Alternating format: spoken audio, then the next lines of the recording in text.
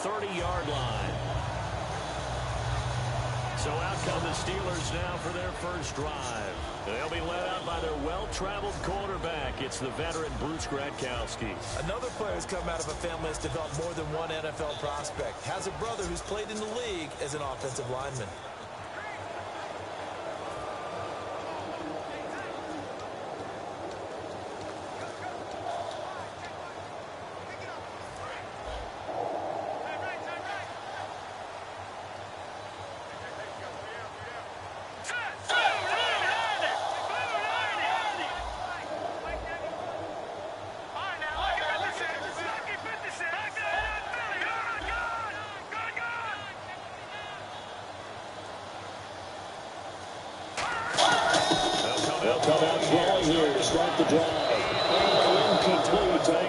He was trying to find Ladarius Green there as tight end, and it's second down. Offensive starters time. Electric is certainly a word that comes to mind when you talk about Le'Veon Bell. Love the way that he reshaped his body coming out of college. A bigger, thicker runner while he was at Michigan State. Lost weight, became more of a whippet in the NFL, and now no one can tackle the guy, whether he's running it or catching it.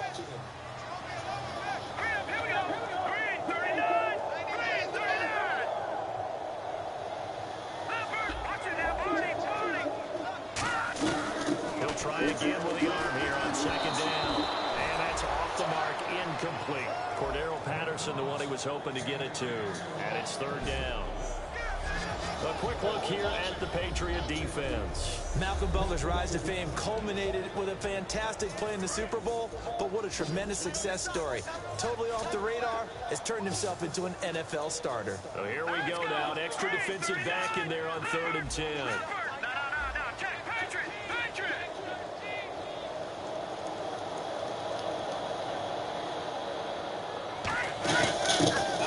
The gun, they'll look to throw. That's complete. A good pickup there, 26 yards.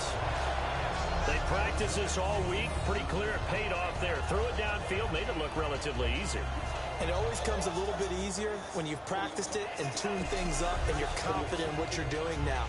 They felt very, very good about their plan, and we saw the execution because the confidence of the players was there.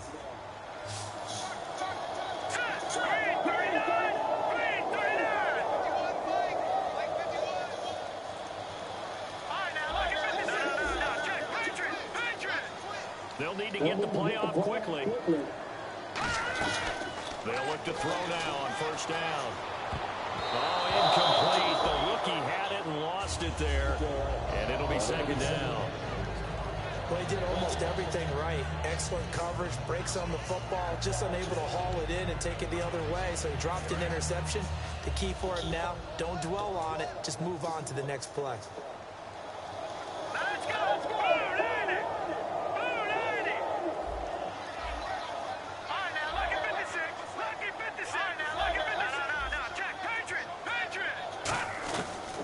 Second and 10, he'll look to throw again. And incomplete there. A nice hit. Jars the ball free and brings up third down. That was a classic example of trying to run with the ball without securing the catch. He was thinking about those rack yards instead of making the catch first and then taking off.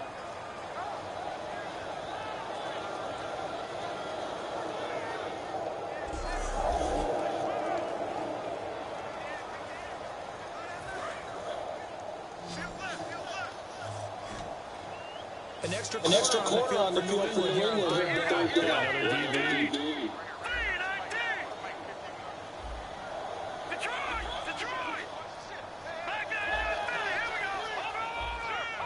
And the play clock is running down. They'll set up a throw. He finds Coates complete. And he's going to have the first down yardage as he's down at about the 30-yard line. And fits the exact right word. Over the middle, there's almost always traffic, so anytime you're a receiver in that area, you're not just focused on catching the football.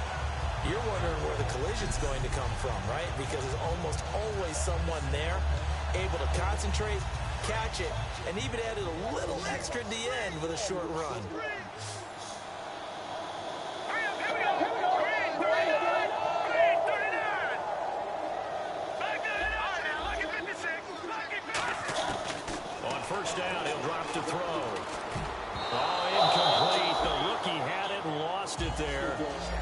second down.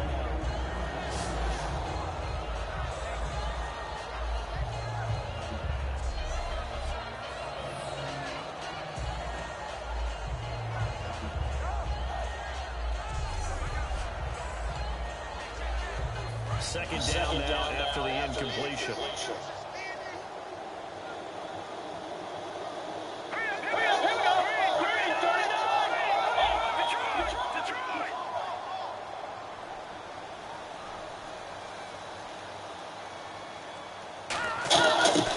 Back to throw again.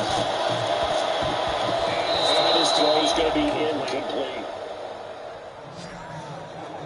When you see passes knocked down by those guys I call the frustrated fullbacks, the linebackers, you know that in their zone coverage, they were able to drop, see the ball thrown, and react to it very quickly.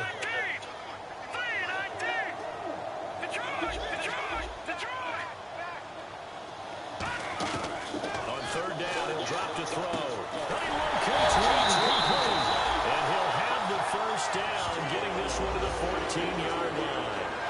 The goal of every offense is to move the chains, pick up first downs. A nice job finding an open receiver for a completion.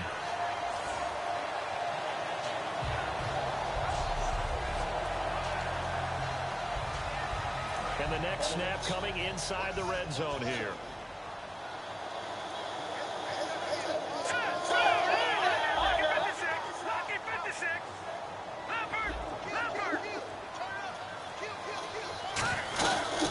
There's the first carry for Le'Veon Bell. And he'll be taken down here at about the 11. 3 yards on the pickup there, and it'll be second down.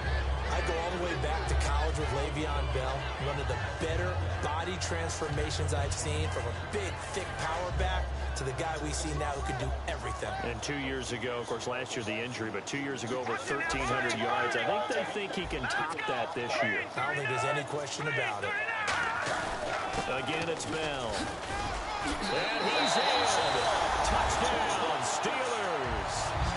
Le'Veon Bell with touchdown number 7 on the year.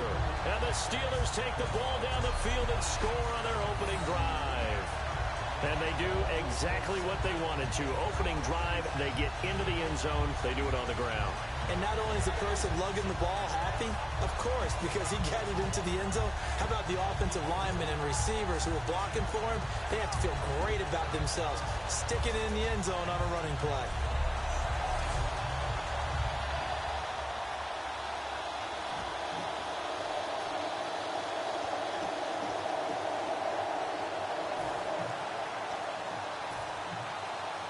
And they will line up now for the two-point try.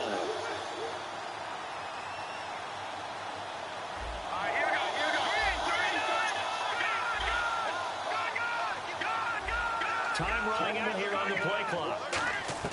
They'll look to throw. It's caught. And it's 8-0. And what a way to cap off the opening touchdown drive. You go for 2 and you get it. Remember when the PAT or the extra point was a gimme, right? Not plus 99%. It's not that way anymore, so more people are willing to take a chance, go for 2, and take the kicker a little bit out of the game.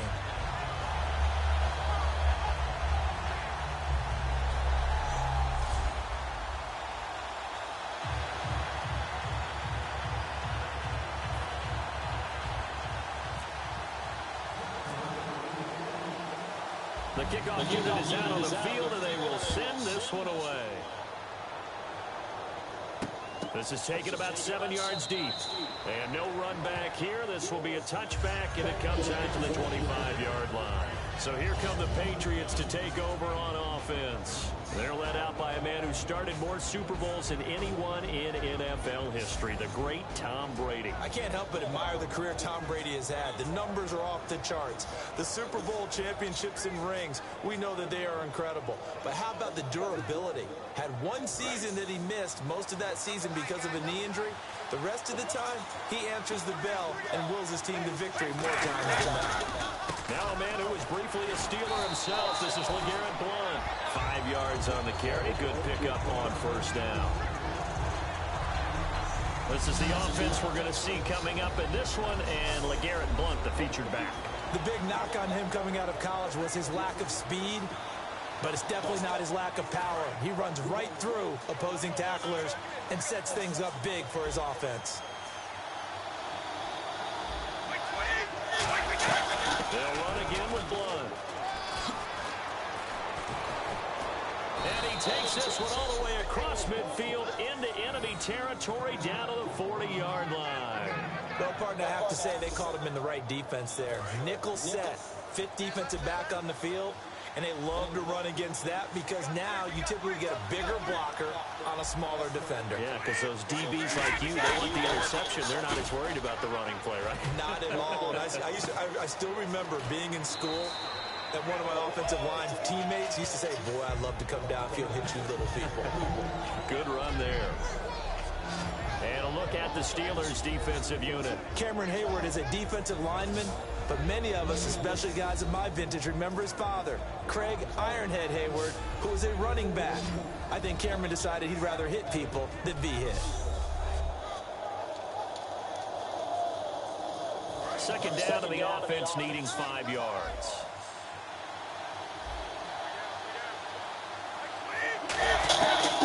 Brady to throw on second down. Amendola catching it left side. It's a gain of 11 yards that time, and it produces a new set of downs. When the hitch route is run really well, that jab step off the line of scrimmage by the receiver, which is designed to back up the defender and give him a little bit of space, all you want there, get that space, catch the football, and then make a move and pick up extra yardage. And that's exactly what he got done there.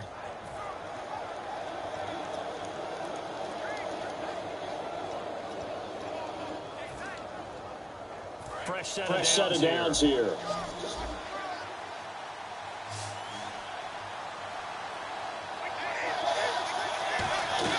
Now a play fake here on first down.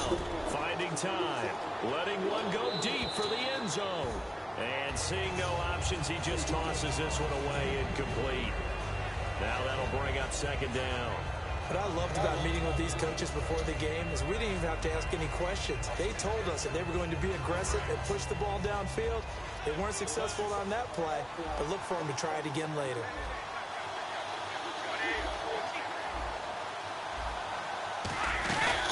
They'll run it now out of the gun. And Blount loses the football. And the return stops at the 39-yard line. Often on fumbles, you look at the guy who coughed it up and say, geez, what did he do? But, hey, let's tip the cap to the defense here. Not a problem at all, my man. I'm not even going to tip it. I'm going to doff my cap to him. Congratulations. Big-time play. Knocking it free and creating something good for your team. And let's shift now to talking about the Patriots defense. And despite being down on the scoreboard, this unit, they've had some big-time hits. Sort of like us at practice the other day. I saw you take a running start at that blocking sled. You took it down. Bounced off like a rubber band. No, not at all. But you're exactly right. They are doing their job, but they want to add takeaways to it. You need to have more of those to go along with the big hits we're seeing. By the way, when I tried that and I bounced back, I noticed that you laughed with everyone else. You didn't try to get in my corner. No. Someone had just told me a joke on the other side. Right, I missed that. Right. Totally missed it.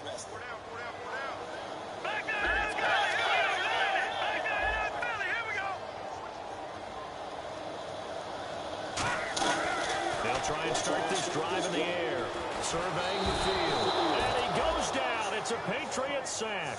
Jabal Sheard in there to get him, and that's sack number 6 for him on the year. Well, how about that? A dime set on defense, 6 defensive backs. None of them blitz. They're just back there in coverage.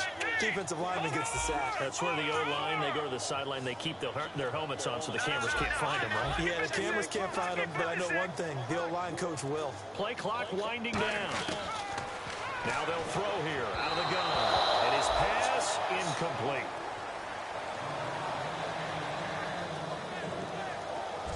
So they'll get a little extra time to come up with his third. Back with Charles Davis, Brandon Gaudin. It's Steeler football to begin quarter number 2. They do, however, have a tough 3rd and long coming up.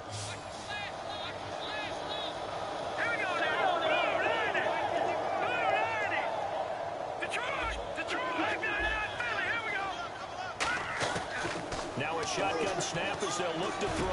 And able to find Green. And able to pick up the first the epitome of what we call the move tight end. A guy that you can line up anywhere, in the slot, out wide, in tight. Doesn't really matter because he has such great skills. You want to utilize him in all aspects of your passing offense. And there he was in the slot for the catch. Green 39! Green 39! Detroit! Watching that body! On first down, he'll drop to throw. On the right side, caught by Green. Legs still churning. Like a giant pinball. And he gets this one all the way down inside the 15. As we continue to advance in the NFL, as people continue to scout players, they really don't care as much about body types as they care about those guys who can make people miss, run through tackles, and gain all that additional run after catch. Anybody who has that ability, they want them on their team.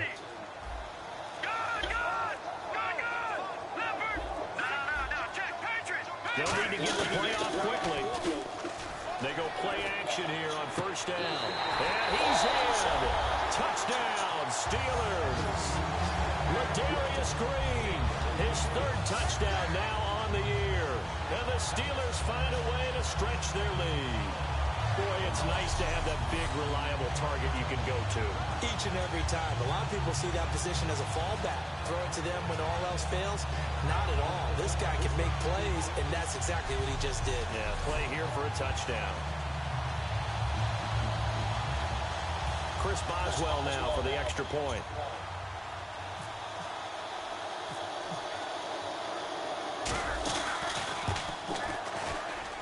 And it's 15-0.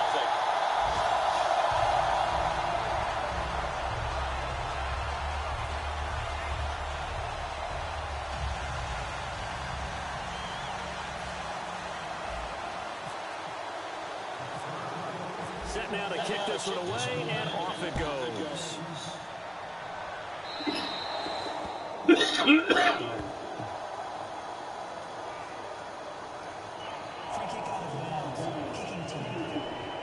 And the kickoff sails out of bounds. That's going to be a good.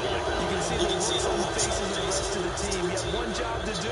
Just kick the ball and play. Well, that's exactly right, Charles. The kicker, and this is just inexcusable. Absolutely inexcusable. Everyone out there slugging it out for the entire game.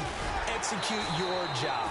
And this play will be blown up. He'll lose yardage back at the 38. That's going to go as a loss of 2, and it'll be second down. We just saw another example of how the defense is winning this game. Really at the point of attack, the offensive line's just getting pushed around. I think now as a play caller, you got to give them a little bit of help. Maybe keep your tight ends a little bit more.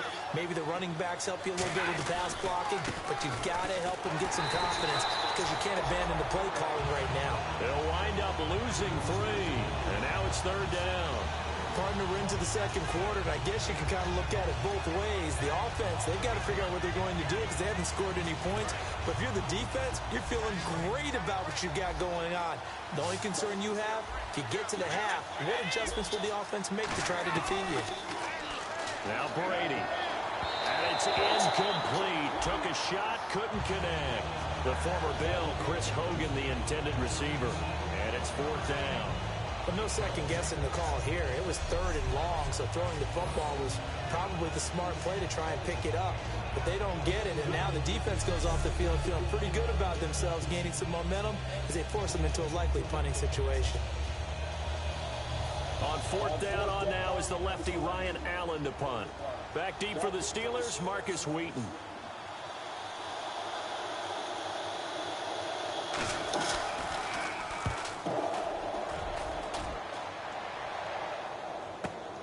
Oh, he takes it in, doesn't let it bounce. He takes it at the 2.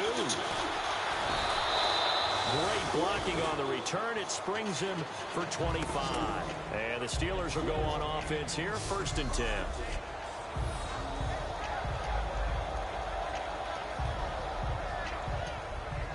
Here he is, the man taking the snaps under center, heading out for the next possession. He's played a pretty clean first half, a touchdown, no interceptions. Frankly, that's what they expect out of him. They want to see the ball thrown and thrown well, and he's able to do that and put it in the end zone. They'd love to see more of that before this game finishes. But right now, he's got his team in a good spot. A good spot, maybe looking for touchdown pass number 2 here in the second quarter. They'll start the drive with a carry by Bell across the 30 to the 31-yard line. Give him 3 on first down. It'll set up a 2nd and 7. We always like to talk about defense in terms of levels. First level defensive line, second level linebackers, third level defensive backs. On that run, that was what we call a first level run, and it was stopped by a second level player.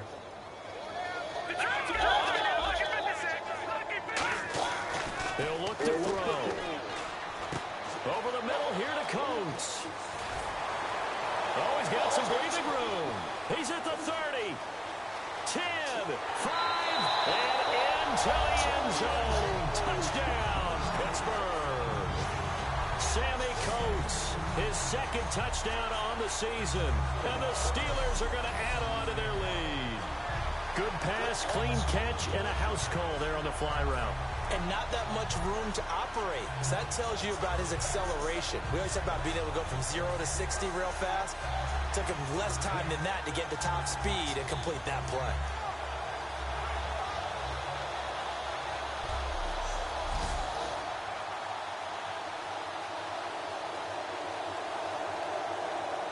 Boswell for the extra point.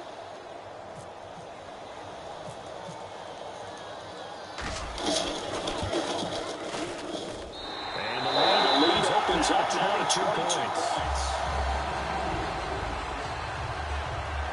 Hardly any time taken off the clock there. 2 plays, and they find the end zone for 6 points.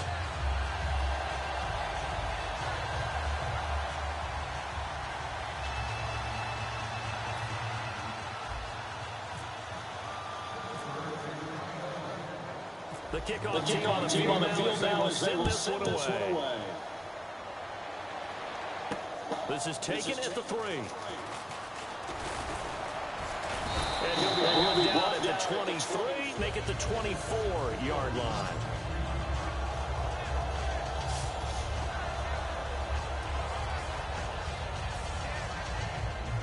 Now the Patriots offense, they work their way back out onto the field. And last drive, 3 and out. Still a goose egg on the scoreboard. How do they break that goose egg?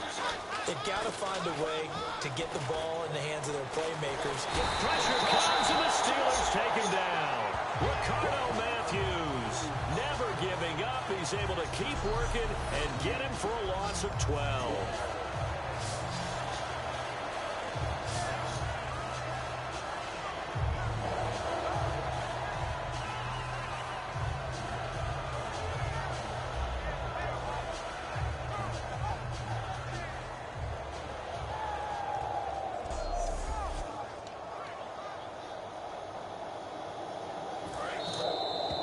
Two minutes to play here in the first half. Back to Heinz Field after this.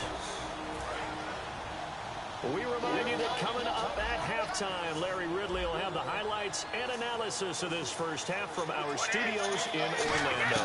And I have a feeling those highlights will be pretty one-sided. Pressure gets to him, and down he goes. Back at the 4-yard line. Arthur Moats in there to get him, and that's sack number 6 for him on the year. Well, if an offense is going to throw the ball on this part of the field, any pass rusher will tell you that's his favorite part. Gets a chance to get after the quarterback. It's almost like a reverse red zone. They can create points using their defense, and this time they take their man down.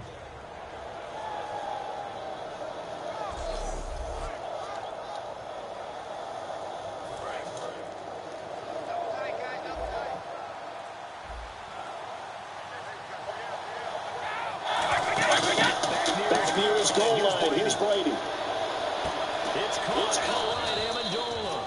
And he's eventually brought down, but not before he reaches the 39, just shy of the 40. They're going to hurry back to the line now. Now a play fake here on first down. And no escaping this time as he'll go down. They got him for a sack. Now whistles come in. We're going to get a timeout here by the offense. It's just their first, so they'll have 2 remaining here before we get to halftime.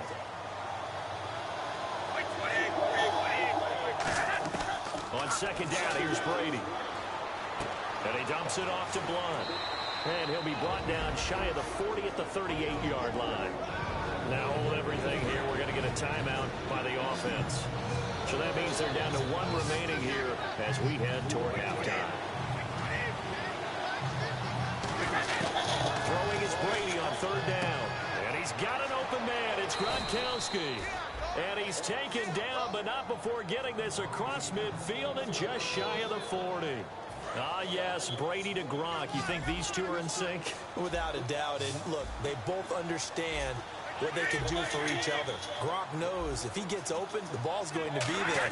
And Tom Brady knows what a great security blanket Gronk is. When all else fails, you find big 87. And he just gets rid of it, throws it away. The wise move there, looked like nobody open. Now second down. I hope I don't sound too rah-rah on that one, but that's the exact right throw. Either your receiver gets it or no one gets it. Give him a lot of credit for being really precise with it. Got rid of it. No one got it. Second down here after the incomplete pass.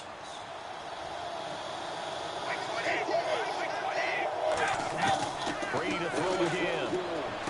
To the right side, and he's got Edelman. And he gets this one all the way down inside the 15. A really good pickup of 28 yards. And they're going to hurry back to the line now. Into the red zone, it's Brady. As a man, and it's Edelman for the Patriot touchdown.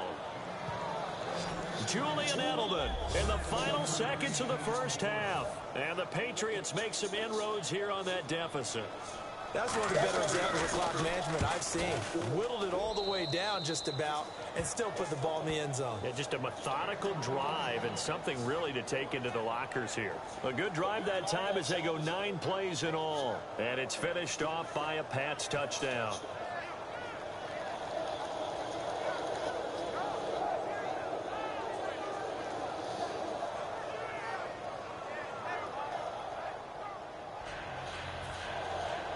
Gronkowski now after the touchdown. He'll send this one away. This is fielded a couple yards deep. And a nice return sets him up. Now whistles come in. We're going to get a timeout here by the offense. So as they take it over, we step aside.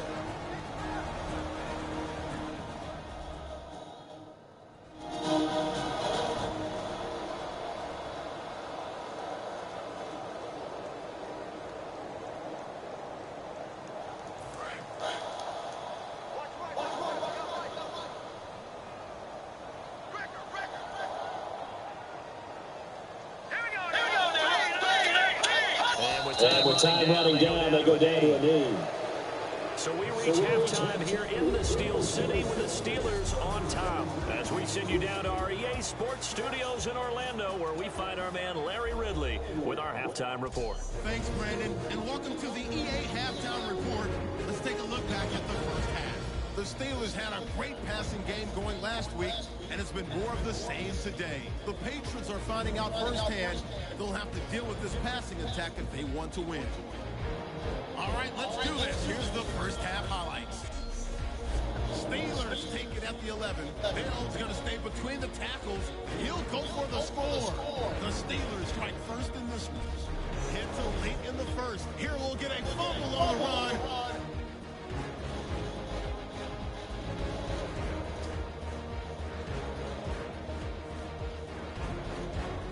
Offense on the field now.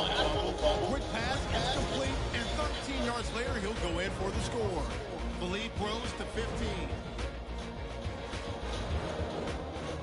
Steelers on 2nd and 7. Gronkowski's on point with the pass across the middle. And that's a house call. Steelers up now by 22.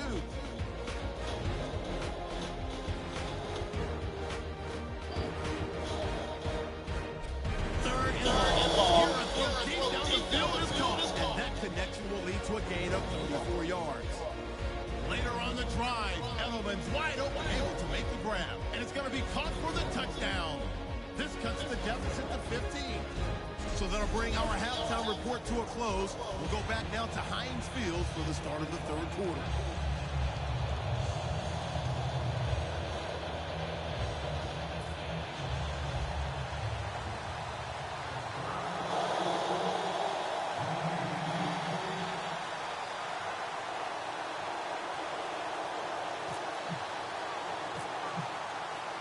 So both teams have their marching orders, and we'll get going again here in quarter number 3. This is taken near the 13. And it's a pretty good return here as he'll get it up to the 29-yard line. The Steelers defense getting ready here for this next possession. They had a pretty solid first half. Not many adjustments, but I guess there's probably always some adjustments that can be made. Usually it's just tightened down on the things we've worked on all week in practice. Everyone thinks adjustments are bringing in something absolutely new. For the most part, it's tweaks or just emphasizing what you've worked on already. And that's what they're planning to do here in the second half. They won't be looking to reinvent the wheel. Brady now on first down. To the sideline, and oh, a nice catch there. Made sure the feet were inbounds, and they were. Let's make this one simple. What a catch, especially the finishing part of getting his feet in bounds, toe tapping, and of course, foot dragging. Little tapestry, if you will. Oh, I like it.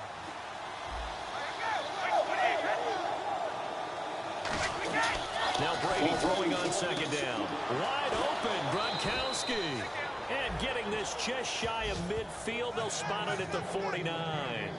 Okay, when the big guy runs a corner route, you're asking a lot no matter who's covering him. Doesn't matter whether it's a linebacker or a defensive back. Yeah. He usually has the advantage because of his body type. So the offense has it 1st and 10.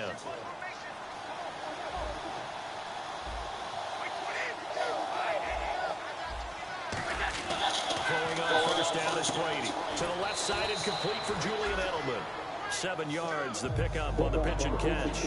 An ex-teammate used to tell me all the time, I hate experienced quarterbacks because no matter what, you really can't hide what you're doing. And I think that right there, he knew right away where the blitz was coming from, where his primary guy was going to be, and he ended up going to a secondary target for a nice game. I was just going to ask you, that wasn't the primary target. He's so good at that, isn't he?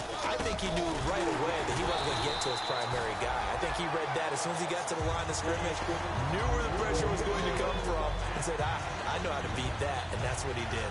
I think Cameron Hayward's ability to take on blocks, hold the point of attack, and get upfield serves him very, very well. What a nice play there. Yeah, he can take on blocks because he's built like a block. From the gun on third down, Brady. He rifles one that's intercepted. A great read, and it's picked off. And the return comes to a halt right at the 44-yard line. First possession of the third quarter, an interception, so maybe a second-half tone setter. Indeed, and not the tone they wanted to set. That's the equivalent of running out the wrong door and running into your pool instead of running out onto the field. A real dud for that one. Has that happened to you before? No, but I've heard stories about teams actually doing that back in the good old days. Now we take a glance at the offense as they work their way back out for their first possession of the second half.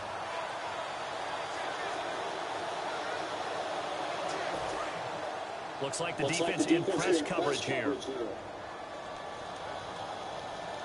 They'll come out in the pistol.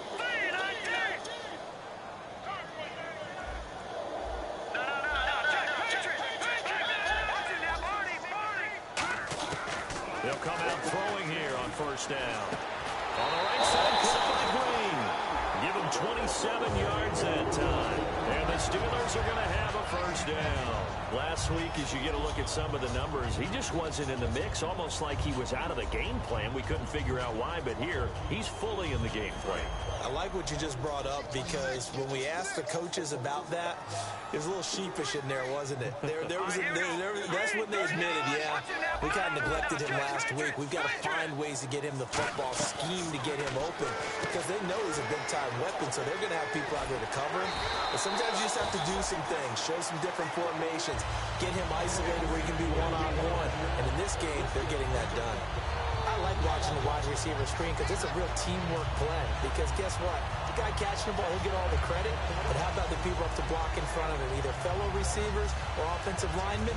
That makes that play a really nice timing play, and sometimes it can break big. Again, we'll see the pistol here. Now a first down carry by Bell. And he's going to battle his way down right around the 2-yard line. A good run there on first down, and it'll leave him with a 2nd and 2. Some runs are blocked so well, you almost forget. Now hold everything here. We're going to get a timeout by the offense. It's just their first, so 2 remaining as they burn one here in this 3rd quarter.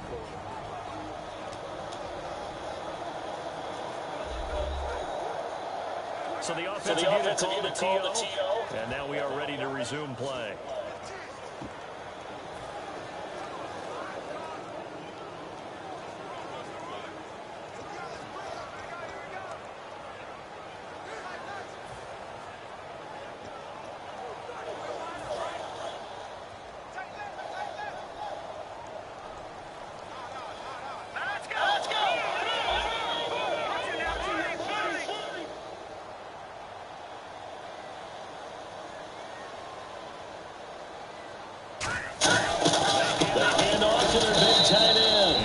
He's going to get this back to the 3-yard line.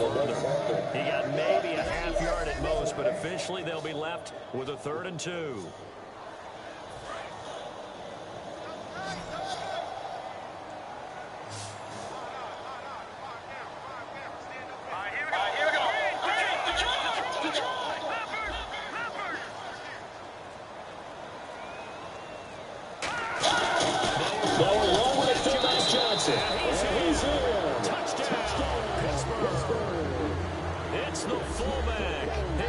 Touchdown on the year.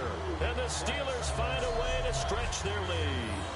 Well, nothing complicated about that. That's old school power football. And effective. And that's the key to everything, right? Sometimes we try and do too many things. Just hand it to the big guy and let him go forward. Extra point now by Boswell.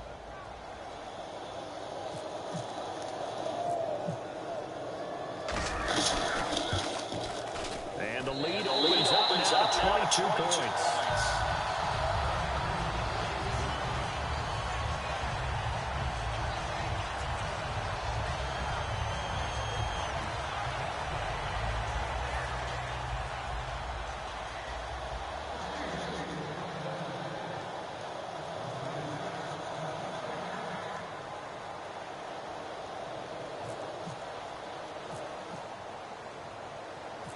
Out is the kickoff unit as they run up and send this one away. Short kick. One of the up middle take it now. And excellent position here as this drive will start on the other side of the 50-yard line. We all know that teams never want to use the word panic. But if they expect to win this game, it has to start right here, right now. That return just set them up for points, and it needs to be a touchdown, not a field goal.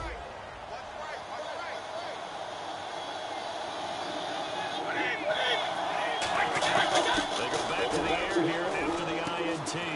Over the middle, that's caught by Hogan. A good pickup there. 8 yards of the first down completion. Well, if you do read man coverage, Brandon, the drag route's a pretty good one to run against it because you're running away from people on it.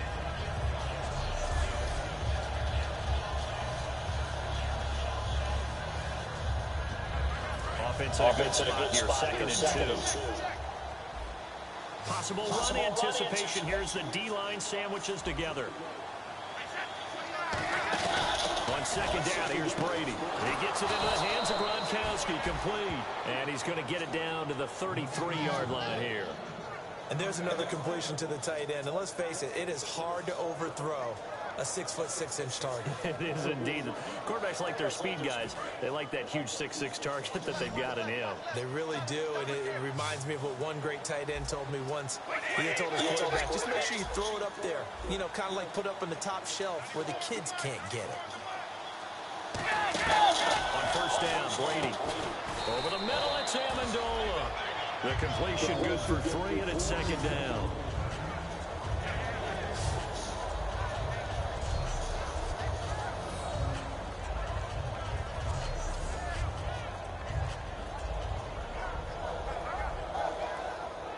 And this should be the final play before the quarter ends.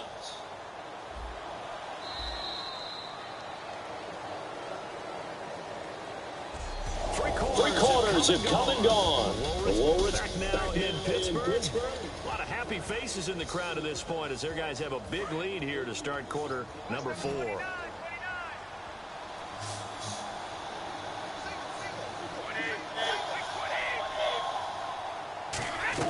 Now Brady again.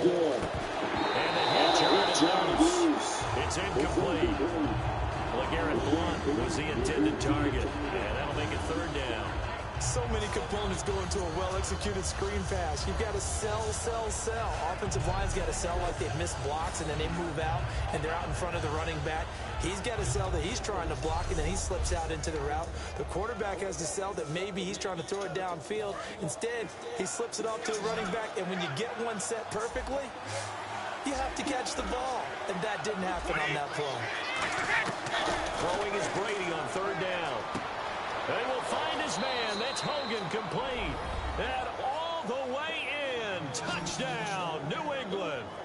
Chris Hogan, his 4th touchdown on the year. And the Patriots get a score closer.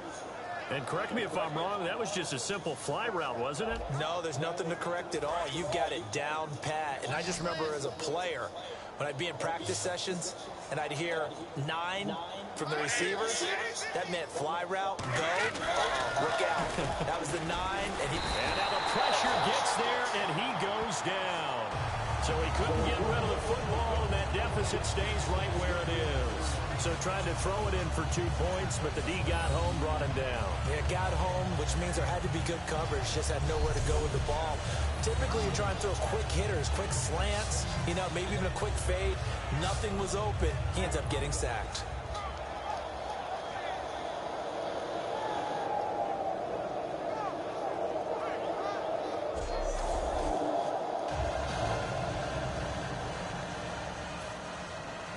Gostkowski now after the touchdown. He'll send this one away. This is fielded at the goal line. Oh, nice spin. That brought back bad memories. And a nice return sets him up pretty good here at the 30-yard line. And Pittsburgh getting set to take the field.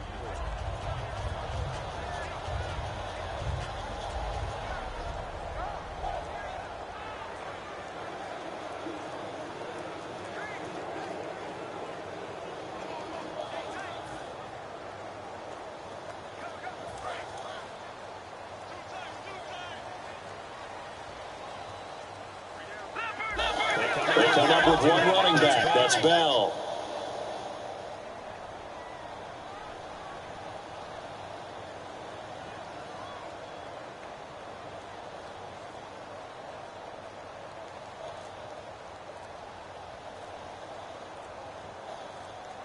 The play clock's running down. They'll start out on the ground with Bell.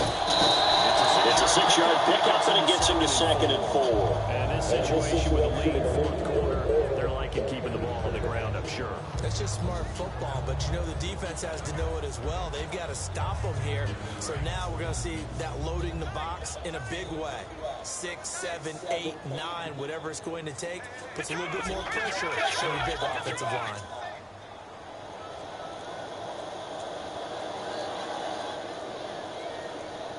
Time running out here on the play clock. On 2nd down, it's Bell. Le'Veon Bell, kiss him goodbye. And into the end zone. Touchdown, Pittsburgh. Le'Veon Bell with his 2nd touchdown of the game, number 8 on the season. And the Steelers are going to add to their lead.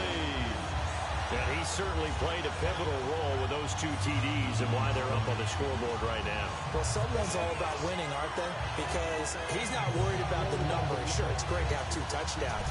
And the bottom line is what he's doing is contributing to their lead. He wants to continue to do so. Boswell for the extra point.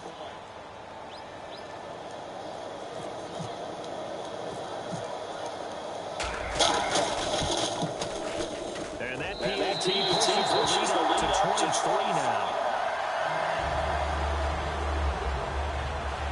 So 2 plays on that scoring drive. That's how they drew it up.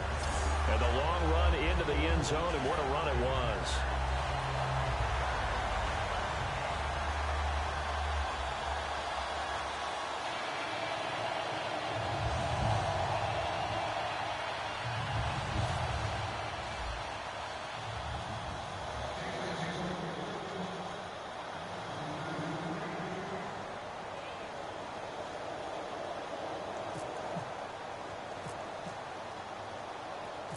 The kickoff unit is out on the field, and they will send this one away. Danny Amendola on the return. And a good return as he'll be stopped just shy of the 30-yard line. And now out come the Patriots.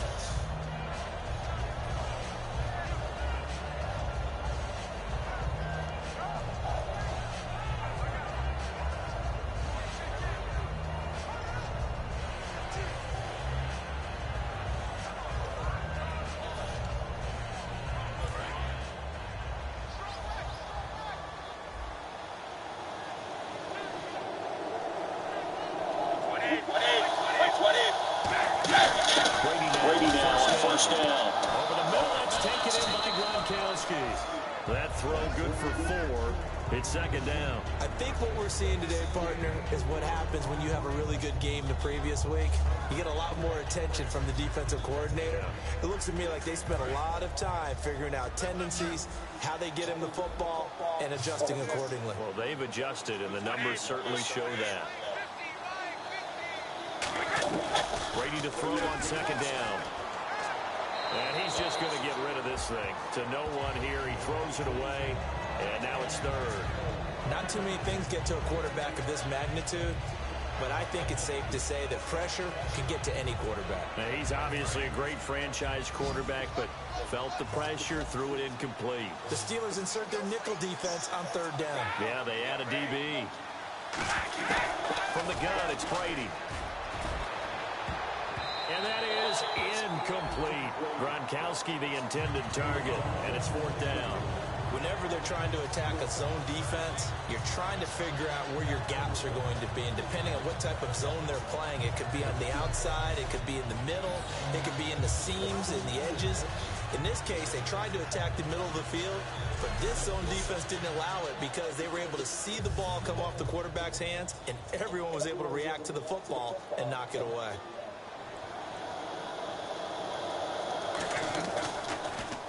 He gets this one away, and boy, it's another boomer. He'll return it from the 6. Oh, the spin. 21 yards. Well done on the return.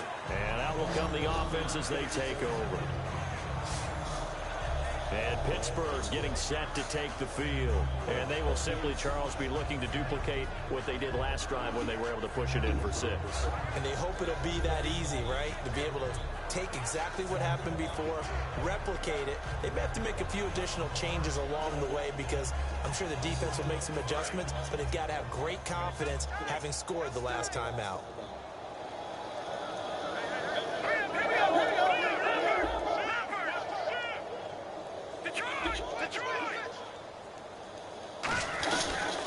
This is and not much, maybe a yard up to the 29. Jamal Sheard on the stop. That's a good play by the guys on the defensive side of the ball. Held him to a gain of 2. And that changes the playbook a little bit now for the guy calling plays. 2nd and 8. Now he's got to probably think about going to the air instead of maybe staying with the ground game.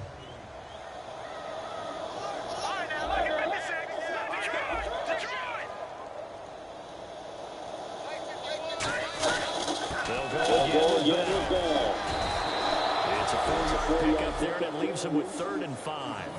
Yeah, another good run there. He's been such a big part of their success here this afternoon. And that last carry, it puts him over 100 yards now for the day.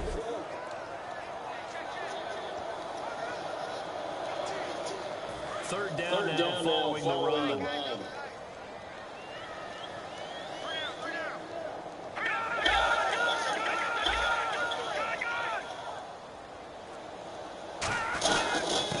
Here's Ball. And he's got the finish before he's brought down at the 39-yard line. It'll go as a gain time, and it moves the chains as well. When Le'Veon Bell gets going and he starts galloping and he piles up yards, his team usually wins. And that's exactly what they're doing here. In 2015, he had the MCL, PCL injury. Some people were worried. It looks pretty good here in this one. That tells you there's a whole lot of rehab that went into that, a lot of determination to get back and get back to his present form, which is awfully good. They'll run it with Bell. And he'll lose yardage on the play back at the 37-yard line. It's a loss of 2 there, bringing up second down.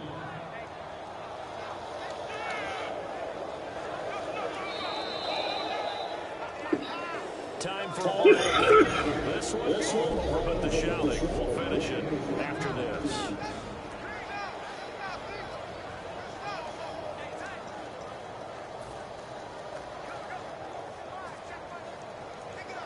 So the Steelers win the football as we get you reset. And let's see what they've come up with offensively after having time to talk it over.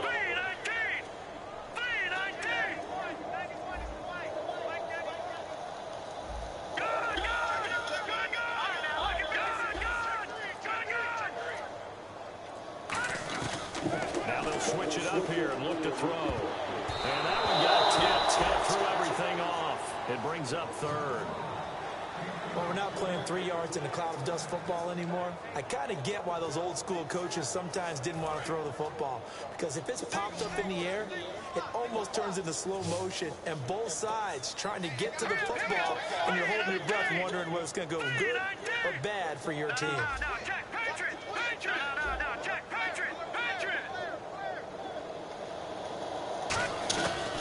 Third down, he'll drop to throw. He's going to fire one. Oh, this is taken in. It's complete. A very solid gain of 27. And they just had another big completion there. And I think in days gone by in the NFL, you might have asked, is this a little bit of overkill? Is this rubbing it in? I don't think people feel the same way nowadays. The age-old argument. Then you could say on the other side, if you're going to get angry about it, stop it, right? Go ahead and stop me. And I think a lot of the times they just look at it like, let's just play the game. And however it turns out, it turns out. And here comes play number 6 on this drive. They come out with 1 and 3 tight ends. That one looks like he'll throw here. And his throw is incomplete. Marcus Wheaton was the one he was looking for. That'll bring up second down.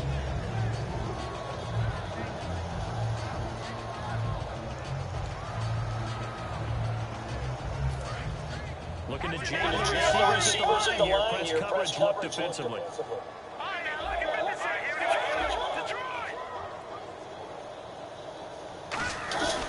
The give is to Bell. And he'll work his way inside the 30 now to the 28. Second down, a little more productive than first. 7 yards on the gain. It gets him to 3rd and 3 now. That was a really nice run there to bring up 3rd and short. After the incompletion on 1st down, it's awfully nice to have a running back that you can hand it to and put you back in a good situation.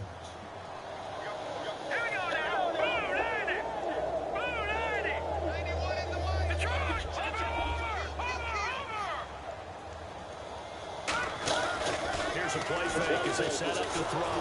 Rush coming, and he's taken down. Jabal Sheard.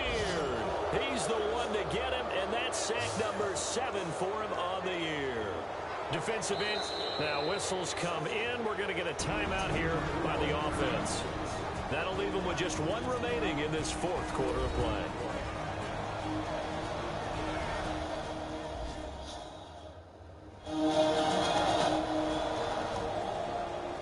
So the offense took the timeout. Looks like they're ready to go as we get set to resume the action. And with things looking pretty good on the scoreboard, they're going to keep the offense out there and go for it here on 4th. 1 receiver left, 3 to the right.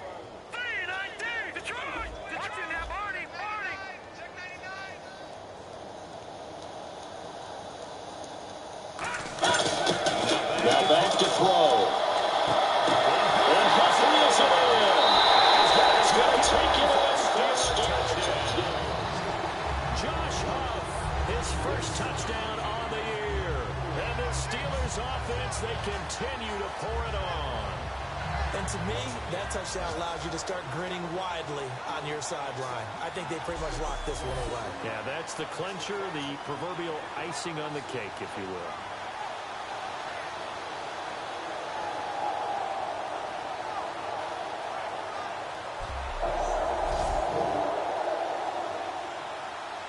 Extra point now by Boswell.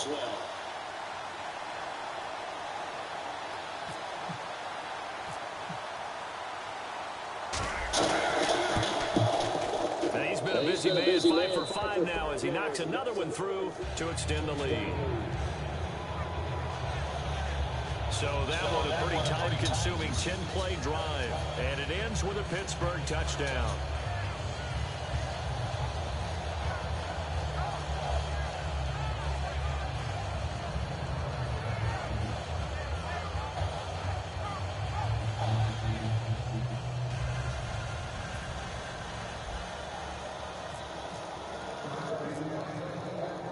Here's the Steelers team as they'll put this one away. Fielded about a yard deep. And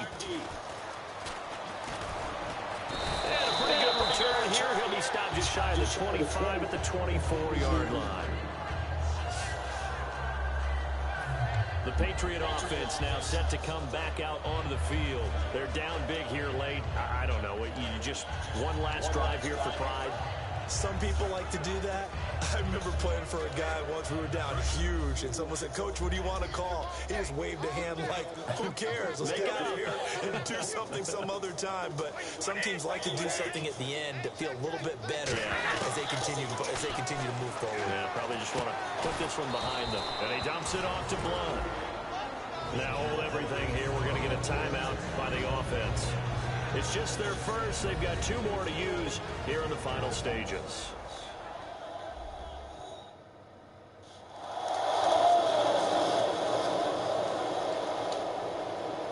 Four yards remaining now on second down. Gronkowski, slot left.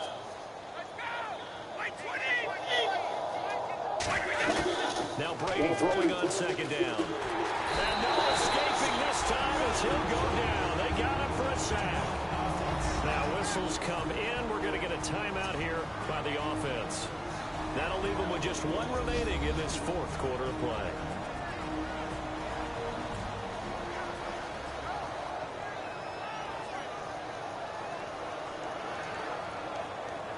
And the defense will try and pin their ears back and get pressure again here after the sack. It's 3rd down.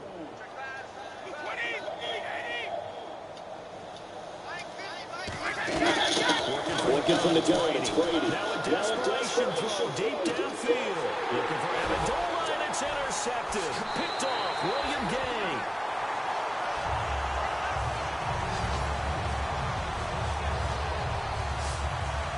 Well, you're trailing. It's the 4th quarter, and you've got to throw the football. But the defense knows this, too. So they're just going to sit back, bring in an extra defensive back or 2, the old nickel or dime strategy, Brandon, and wait for you to put that bad boy up for grabs. And this one winds up being intercepted.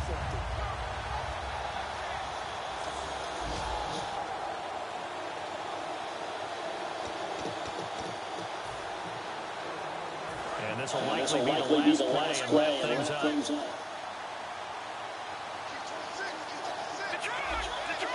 They'll come up with one running back. They'll try and start this drive in the air. And this one caught by Coates. They said their goal was to win 7 games. They've done that pretty early in the year. I think it's time for them to elevate that number and really make a big push to finish this season strong.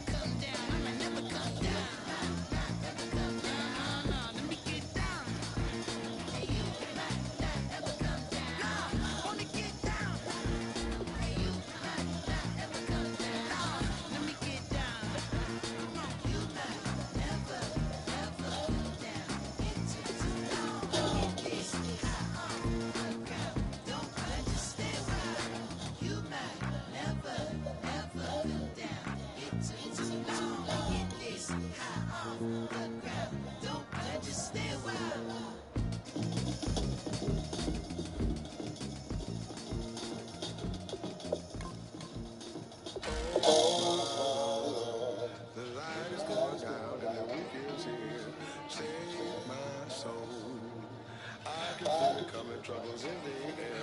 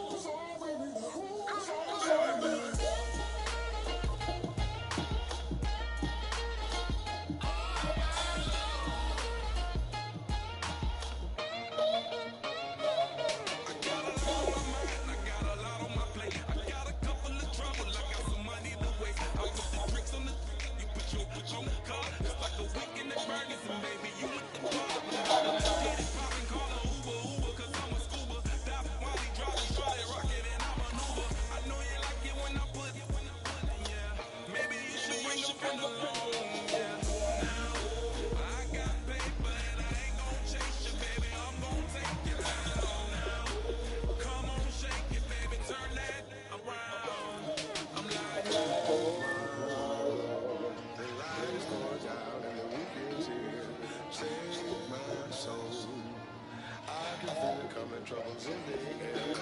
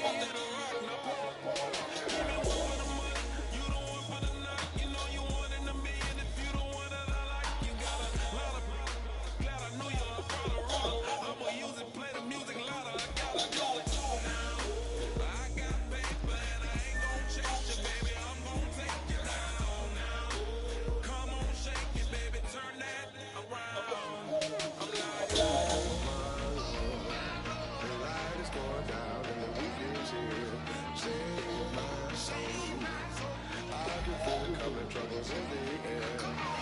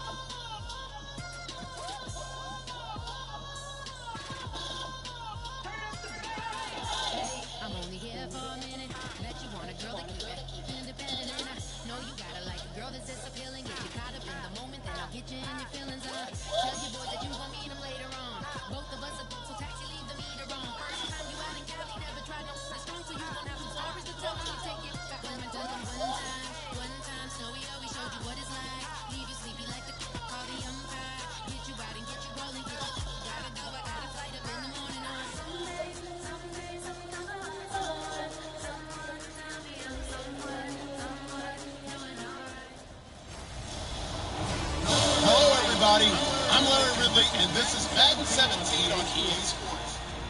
Fasten your seatbelts for one of the great divisional rivalries in the NFL. This is the first of 2 games between these teams this year, and you know it's going to be entertaining. It's the Steelers going up against the Ravens.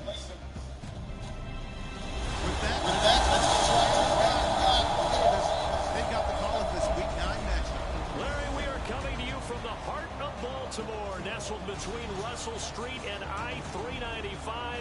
We're at M&T Bank Stadium. Today, it's a Week 9 matchup set to go here between the Pittsburgh Steelers and the Baltimore Ravens. Alongside Charles Davis, I'm Brandon Gaudin. And Charles, you look at this Raven team as they get ready here.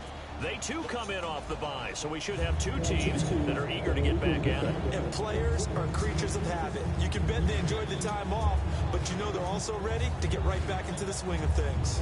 Meanwhile, for the visiting Steelers, they can't be any better as we hit the halfway mark. A perfect 7-0 on the year. And when we looked at this team in August and we looked at the schedule, we thought they had the potential to get off to a hot start, but I don't think either of us expected 7-0. 2 hard-hitting blue-collar franchises, one of the better rivalries going. The Ravens and Steelers are underway. And he'll get it up just past the 20, and his guys will go to work at the 21-yard line.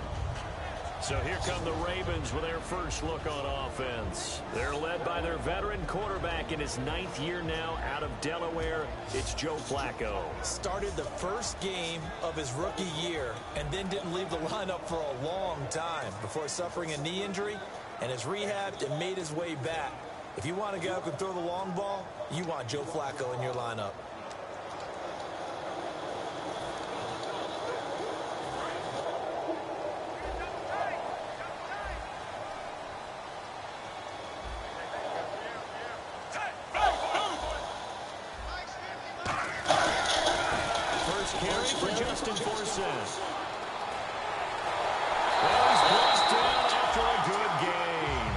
It's a gain of 24 that time.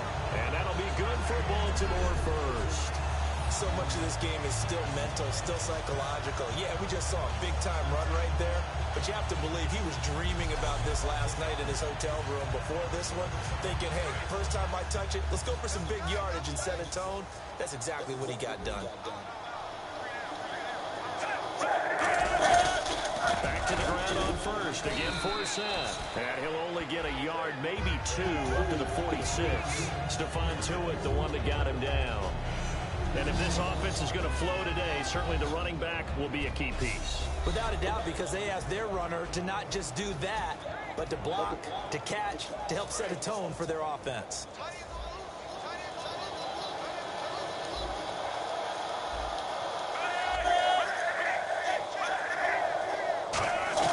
Second down, Flacco now. Nowhere to escape, and he goes down.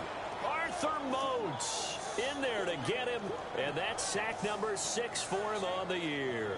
And there they bring pressure from the inside, and they get home.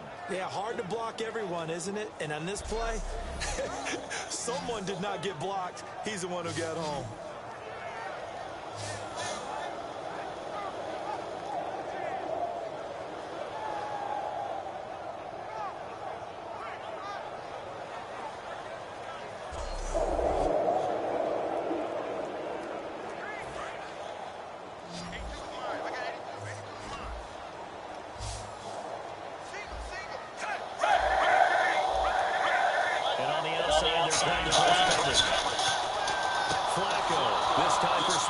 Intercepted.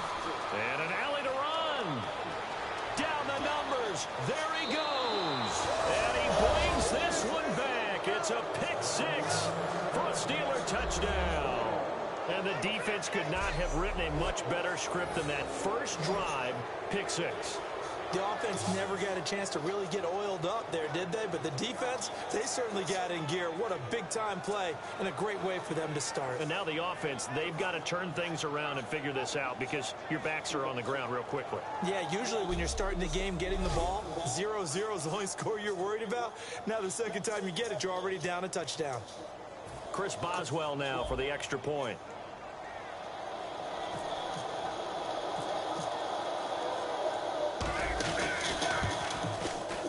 we'll see if this rain affects the team's decisions going forward, but they kick it here, and it's good. So the defense creating some points, not only getting the interception, but then returning it to the end zone for the pick six.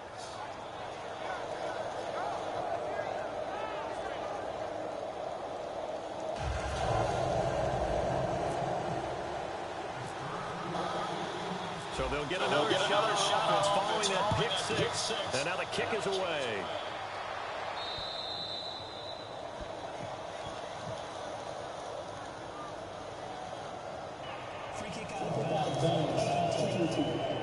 And Charles, this is one of those inexcusable special teams penalties, an out-of-bounds kick. Pressure. Sometimes errors occur because of situations.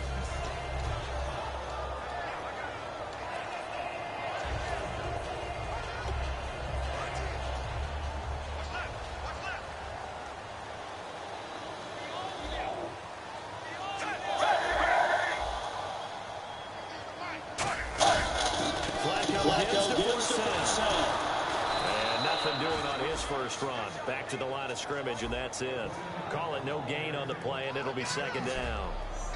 And that linebacker group today could be very key. As we were preparing for this game, you pointed out to me as we were watching film that the linebackers look like an elite unit. I agree with you totally.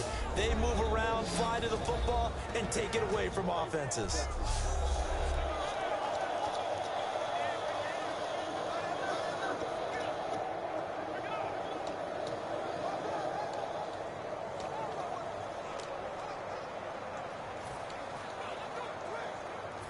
Offense still needing 10 yards. Second down.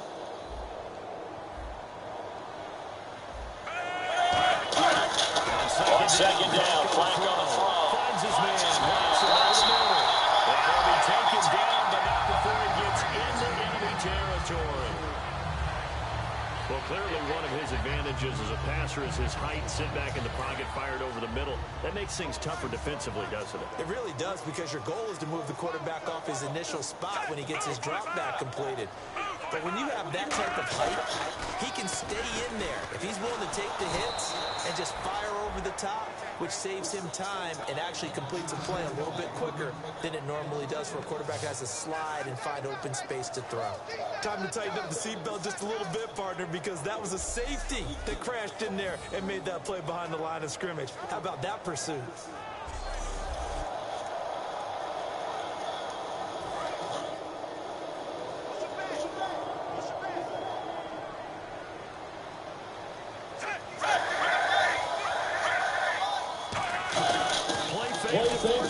Now Flacco. Into double coverage, and it's intercepted. Picked off, William Gay. And they are going to take over right there at the 22-yard line.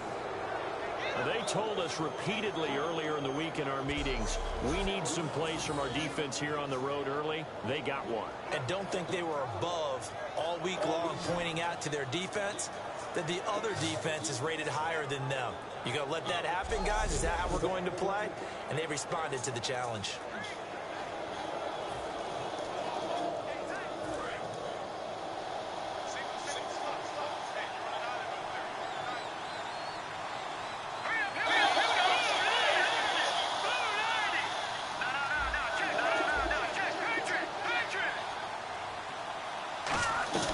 They go play action here on first down.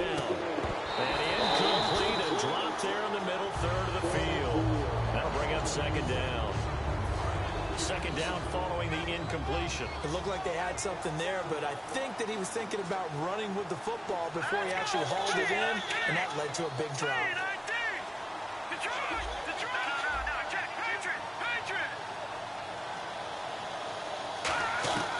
He'll try again with the arm here on second down. And his throw here is incomplete. Sammy Coates, the intended target there. And it's third down. Oh, man, that was close. The opportunity to change momentum, big play, right in his hands, unable to come down with it. A sigh of relief, no doubt, on offense if that fell harmlessly to the ground.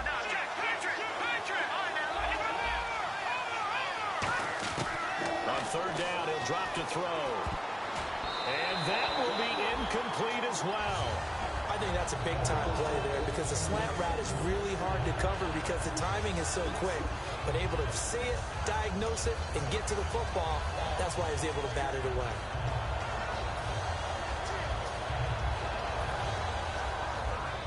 The 3 straight incompletions, they don't care. That hasn't dissuaded them. They're going to go for it on 4th.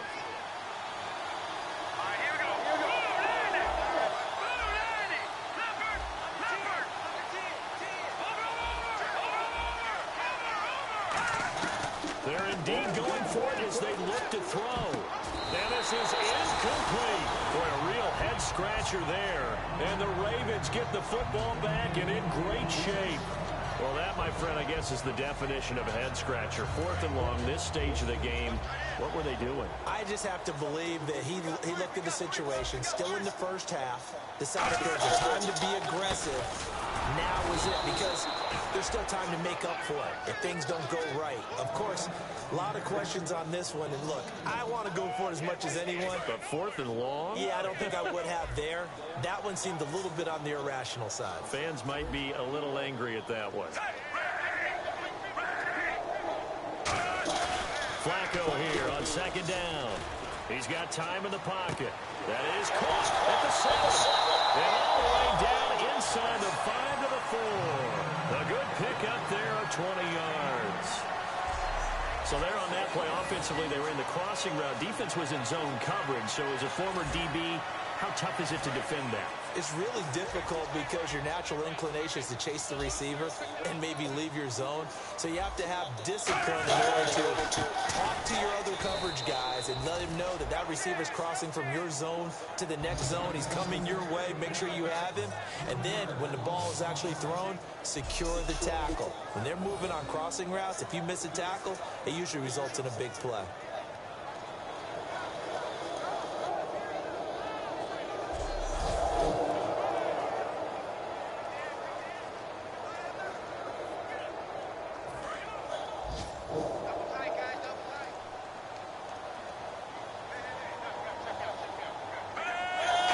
Second and goal. Defense digging in again here.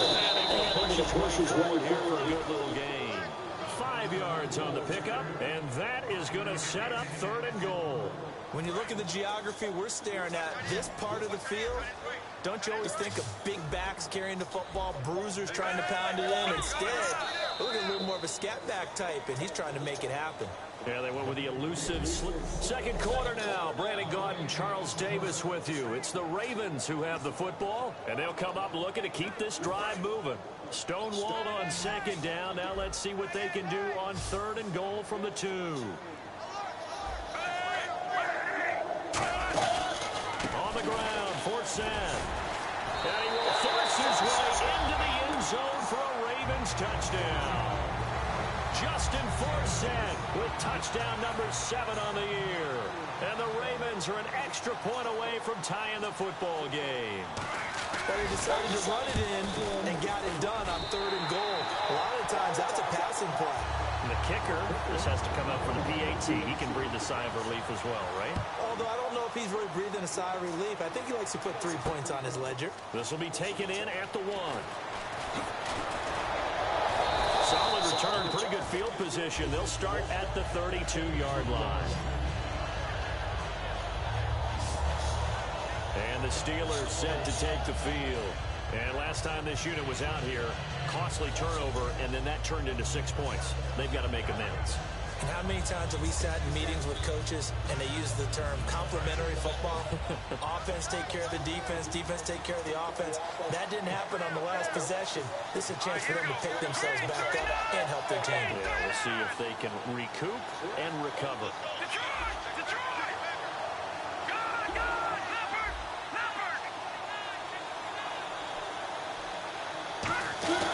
They'll try and start this drive in the air. And nearly picked off there. Almost intercepted. Instead, 2nd down. Pretty nice coverage there, but a missed opportunity for an interception. Let's face it, a lot of these defenders, they've got it all. Speed, athleticism, hands, a little bit questionable.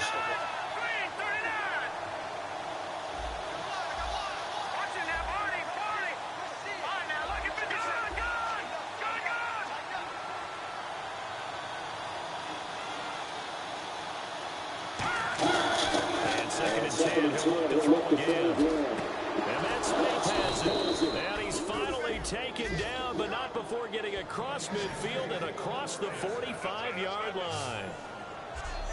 Partner, it's a lot of fun watching the NFL now, isn't it? Because when the big fella runs routes, it used to be when we were kids, he'd run about 3 different routes, and that was it. Now he can run anything and catch the balls we just saw there.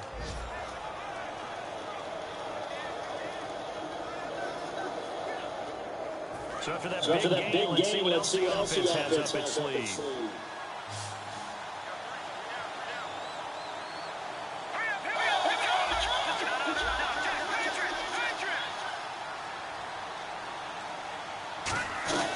On first down, he'll drop to throw. Green with a catch left side. And he gets this inside the 35-yard line. Give him 11 on the gain there. And it'll give the Steelers a first down. And now the passing game here in the second quarter is starting to heat up a little bit. Don't you feel the rhythm starting to happen, right? You see it now. The confidence is starting to rise.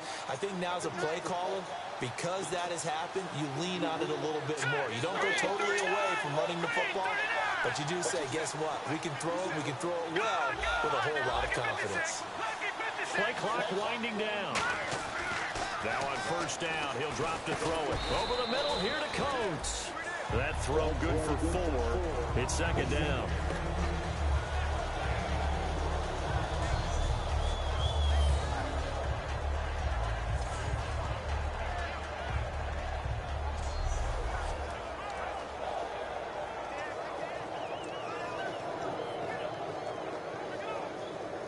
Six yards to go here on second down.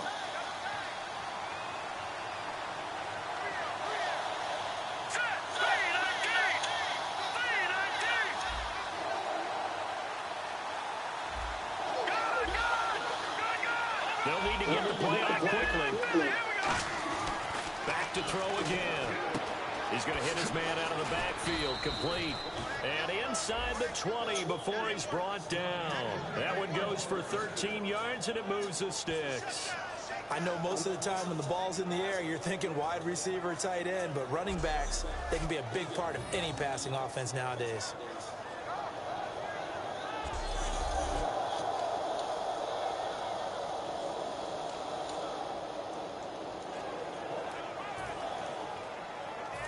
And now inside the red zone, the offense will operate.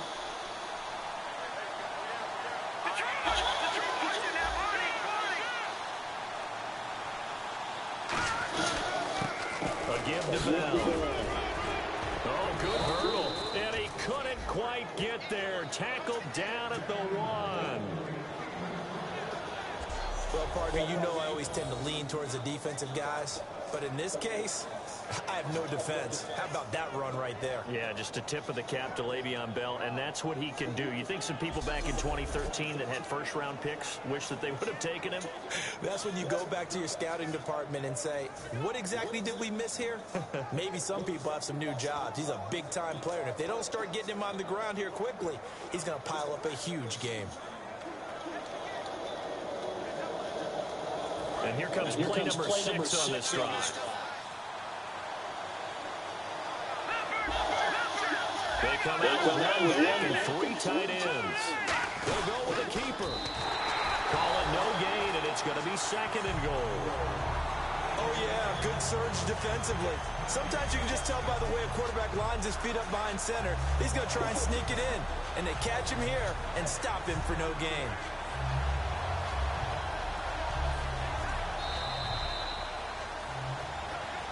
Minutes to play in a tightly contested first half. We're back to Baltimore after this. We remind you that coming up at halftime, we'll pay a visit to Larry Ridley in Orlando with our EA Sports Halftime Report.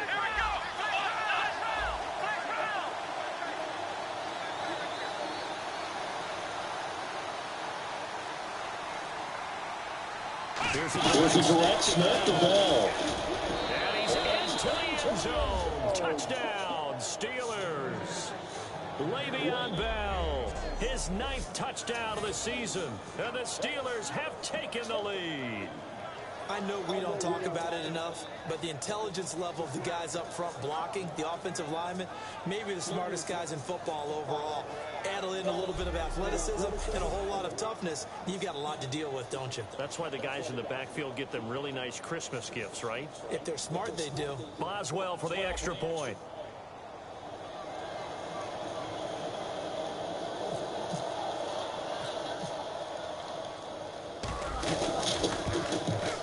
And he's got it. It's now a 14-7 ball game.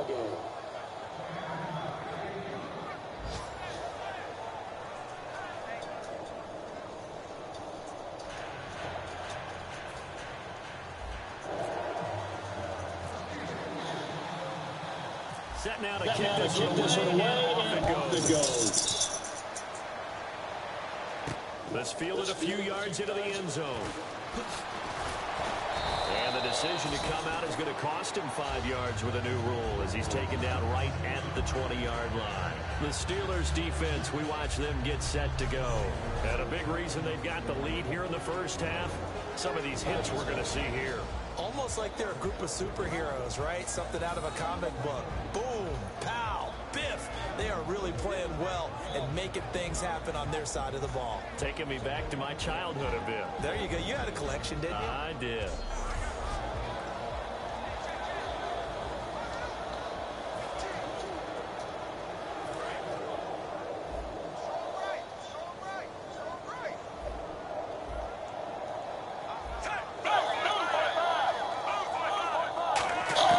First and 10. Flacco looking to throw.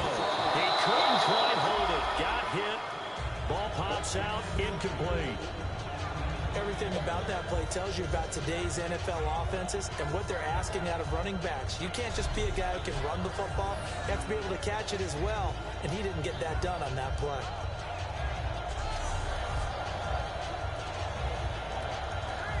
So the incomplete pass brings up second down.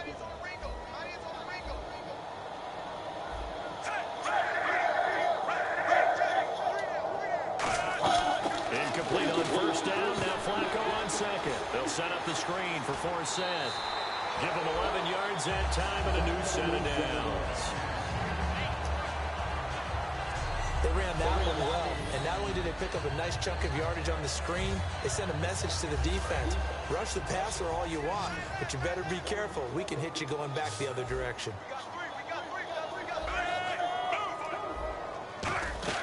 They look to throw on first and 10 with Flacco. And he'll toss this one incomplete. Seeing no options, he throws it away. Whether they deserve credit or not, the defense is going to take credit for that incompletion because it always feels good when you slow down an offense.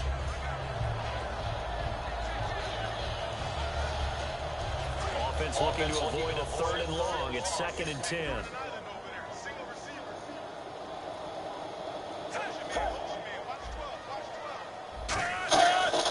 Flacco to throw again on second down. And Watson has it right side.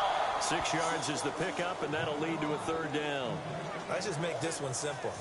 Could he be any more open than he was on that play? Yeah, they lost him going to the outside. Hard to believe because you go through your accounting on each and every defensive snap. Who's got who, what defense you're in. That was totally blown coverage. Passing play, Flacco. And this is going to be incomplete. Mike Wallace, the intended receiver. Now fourth down. I'm not sure we could spot any tendency here on this third down. They could have run it or passed it. Either one was available. They chose to try and get it through the air, but they were unsuccessful. Now the longtime Raven punter, Sam Cook, on to punt it away. Back deep, Marcus Wheaton.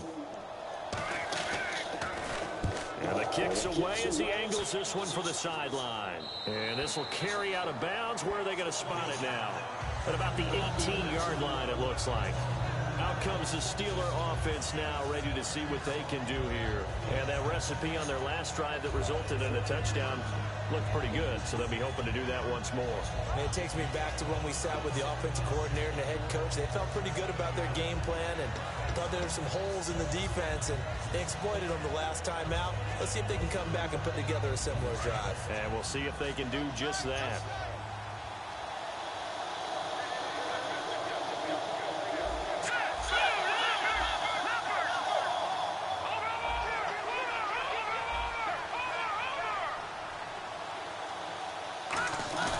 Now a play fake here on first down.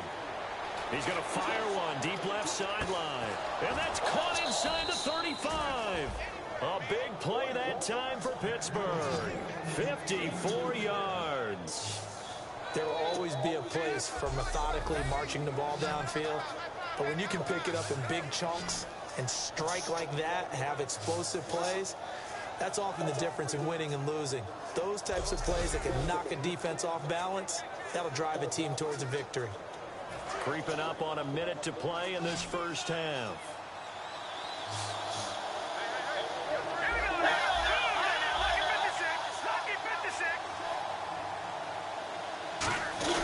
They go play action here on first down. He's going to take a shot for and that is caught by Wheaton for a Steeler touchdown. Marcus Wheaton with touchdown number 7 on the year. And the Steelers find a way to stretch their lead. And that'll give them a 2-score lead here, but I'm looking ahead. They just want to hold it for the final moments here of the second quarter. They don't want to give up anything on the other side. No, not at all, because if they don't, it almost had the feel of an imposing their will score. And right now, they want to make sure they keep that and carry it into the second half. Extra point now by Boswell.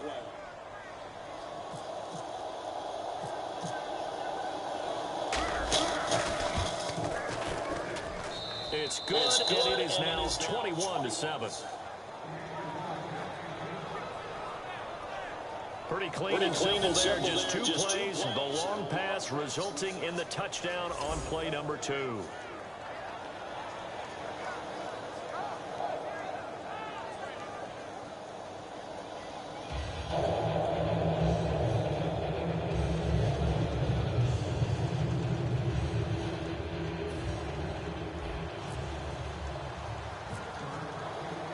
The kickoff team on the field now as they will send this one away.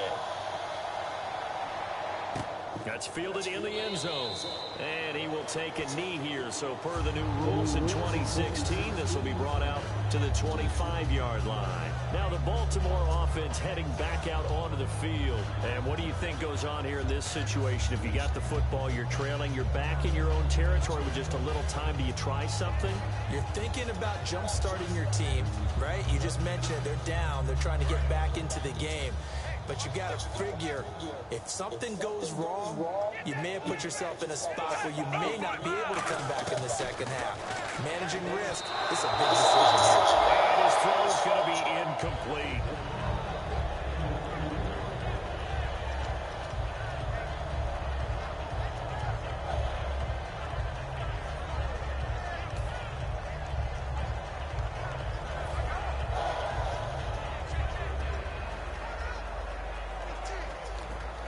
So incomplete on first. Let's see what second down has in store.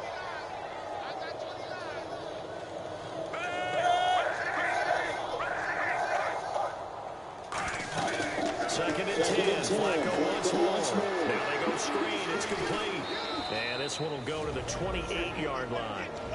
Now hold everything here. We're going to get a timeout by the offense. It's just their first, so they'll have 2 remaining here before we get to halftime. And the offense needs 7 out of this play on third down.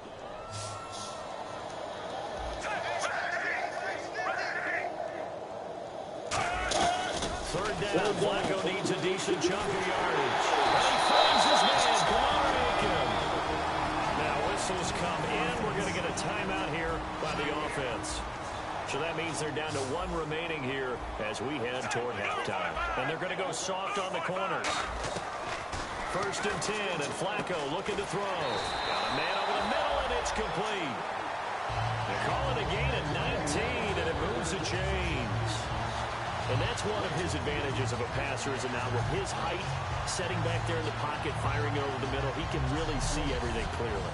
It is, and I know that other quarterbacks get it done different ways, all right? You don't have to be his height to make a great play, but what he does is he takes away having to make those slide steps in the pocket to find angles to throw the ball through. He just throws right over the top of it because he can see everything, and sometimes that saves time and gets the ball to a receiver quicker. Smith catches left side and brought down, but not before they're inside the 25. Now hold everything here. We're going to get a timeout by the offense. And with halftime on the horizon, they'll be out of timeouts from here forward.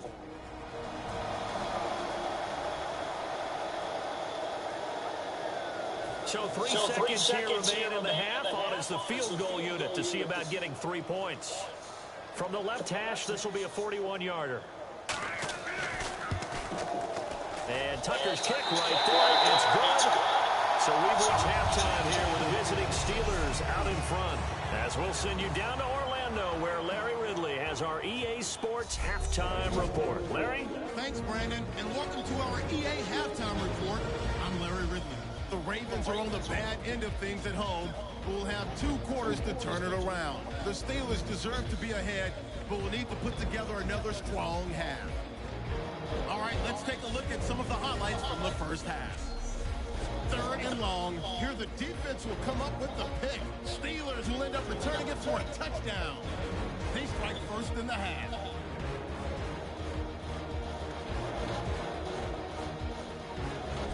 Third down, inches to go. Forset's going to cruise off the right side, and he'll end up sprinting into the end zone.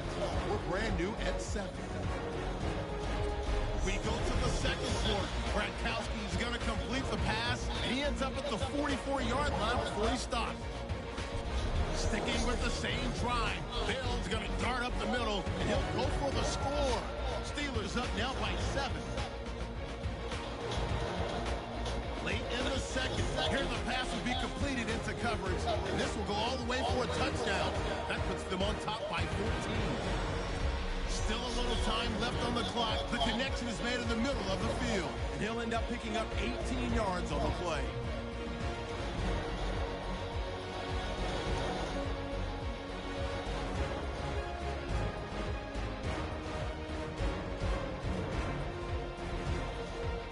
So that'll do it from here in Orlando. Let's turn it back over to Brandon and Charles in Baltimore. Both teams appear ready for the fight ahead, and we resume action here in quarter number 3.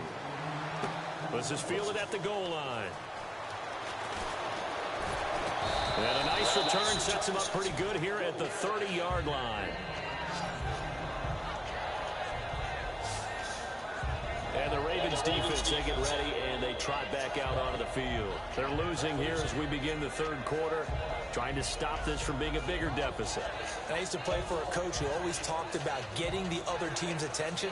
And in this case, they want to let them know that you're going to do the dictating from here on out, not the other way around. Trying to impose their will as we start the 3rd.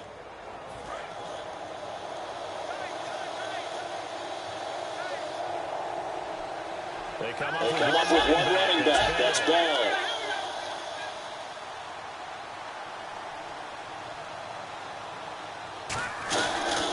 He's going to get the football. And he'll be tackled just past the 35 at the 36. Now it appears we've got an injured Raven down there on the field. Well, he gets attended to. We'll step aside.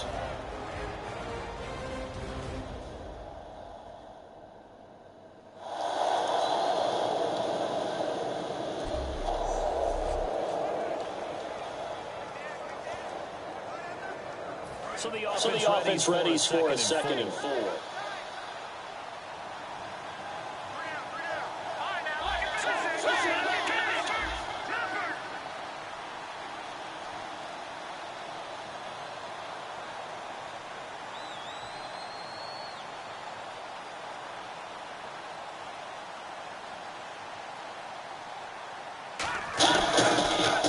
Now Bell. And he'll get this up to about the 38-yard line. We got 22 yards, and it'll bring up a 3rd and 2 more. Partner, we know today's NFL is really built around the guy throwing the football. But these short runs, they still pay dividends because they can take their toll on a defense, and they can add up as the game goes along. You control the clock, you control the ball, and that way you often control the game.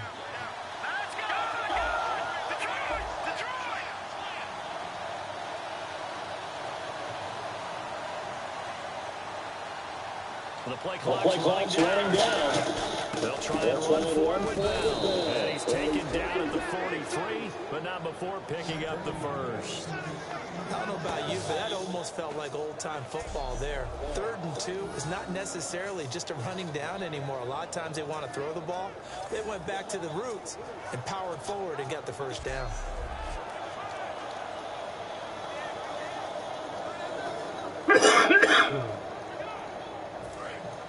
Looks like the defense in press coverage here. They come out with one back and 3 tight ends.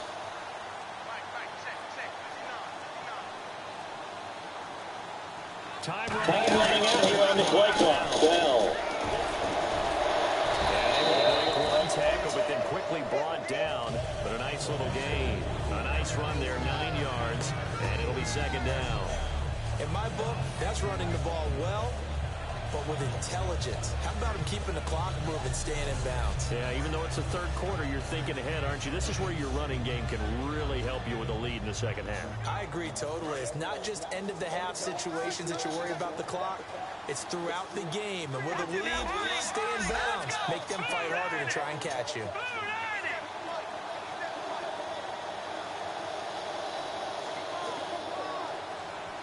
Play clock winding down. Give it to him and this time he's able to take it down to the 42. They get 6 on the pickup there as the drive will continue. 2nd and 1 is often an invitation to take the big shot downfield. I'll bet the offensive lineman said, are you kidding? We just get on our backs and let's go get the first down. They love being physical.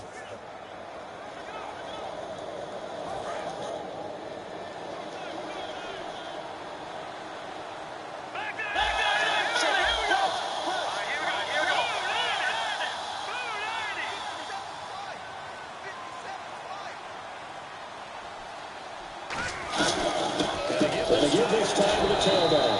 Right inside, but nothing there. Personal foul. Face mask. Defense. Face mask penalty, and Charles, you were a defender. You know sometimes in the heat of the moment it's hard to keep your hands on. Sometimes you just get out of position as a defender when you're trying to make a tackle, so you end up flailing away, and your hand gets into the wrong spot.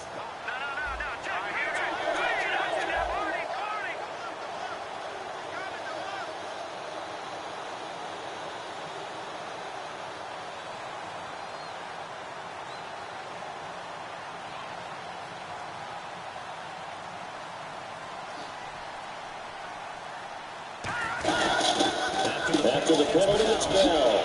Able to get away. And he takes it down to the 10-yard line. That one goes for 16 yards. It sets him up 1st and goal. It's funny, partner. Le'Veon Bell, when he came out of Michigan State, when I go back and look at my analysis of him and what my grades were for him, thought he was a big-time player, great potential, but I didn't know we were going to get this player. I was used to a big, solid, thick running back. But now, I've got a full package, a guy who can do everything, as we just saw there, including breaking tackles. But at the time, 2nd-round pick in 2013, some people probably wishing they'd taken him in the 1st.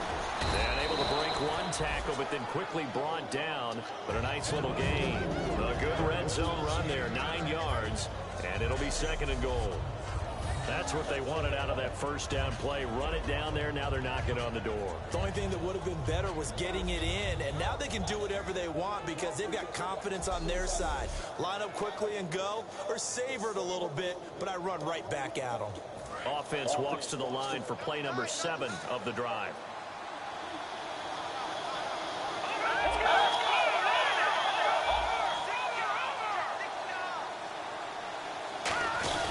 They'll try to run it in with Bell. And he's in. Touchdown, Pittsburgh. Le'Veon Bell, his 10th touchdown of the season, 2nd of the game. And the Steelers are going to add on to their lead. Not only touchdown number 2 for him, but a big run to boot. However, still trailing. Still trailing, but not because of his efforts. Boy, he's playing really well, and I love his long speed there, right? Able to get out there and burst all the way to the end zone, and smart enough to keep the ball in his hands and get into the end zone for the touchdown. In 2016, on all levels of football, we're seeing guys drop it before the goal line. What's the rule, Brandon? Run into the goal post. That's right. Before you drop the ball. That. There you go.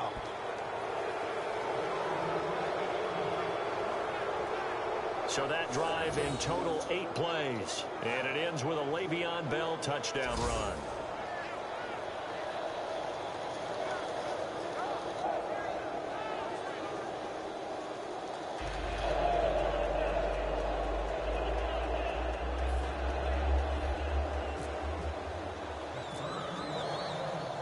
Out is the kickoff unit as they run up and send this one away. This will be taken in at the 1. And he'll be taken down just past the 20 and about the 21-yard line. The Ravens offense getting ready now for their first possession of the second half. They're down in this game. A chance for the offense, though, to put something on the board, get some momentum here in half 2. Try and get things kick-started for them. And you know at the half, they discussed how they were going to get that done. This is where scripting comes into play a lot of the time. How many plays do you script coming out of the second? Most of the time in the first half, you're scripting 12 to 16. I think in the second half, you're really scripting more like 8 to 10. Kind of a starter or an opener, whatever terminology they use. Just something to get you off to a quick start. It'll go as a gain of 12. And it's good enough for a Baltimore first down. There are so many things to watch for when you play defense. And reading your keys, you always hear about that, and having your eyes in the right place. Sometimes your eyes can fool you. How about that play action there? That sprang the big guy, didn't it? Able to dump it over the top to him. Finds his man, Watson, over the middle. Give him 9 there on the first down completion. Seeing that play and understanding just how tough it is to cover tight ends, especially the ones running around the NFL nowadays, makes me glad I didn't make it in that league. I would have had a really difficult time. But now you get to sit up here with me. Yeah, and that's fun, isn't it? And what a really nice game right there on first down for them. Brings up a nice second down for them. Second down, Flacco now. His throw incomplete. Ben Watson was the intended target, and it's 3rd and short. As tight ends go, he might not provide the super flashy plays very often, but he's pretty reliable. Usually an excellent target, and normally catches what's thrown to him, but he didn't on that play.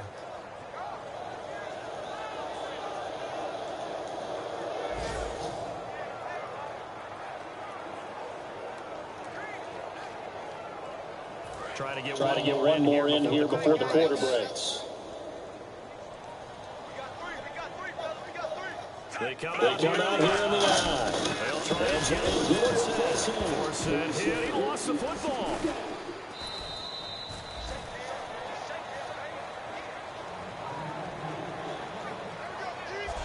We've played 3 quarters. We'll return with more after this break. You're watching the NFL on EA. Back now in Baltimore. It's the Ravens with possession of the football, but trailing on the big board as we get set for the 4th.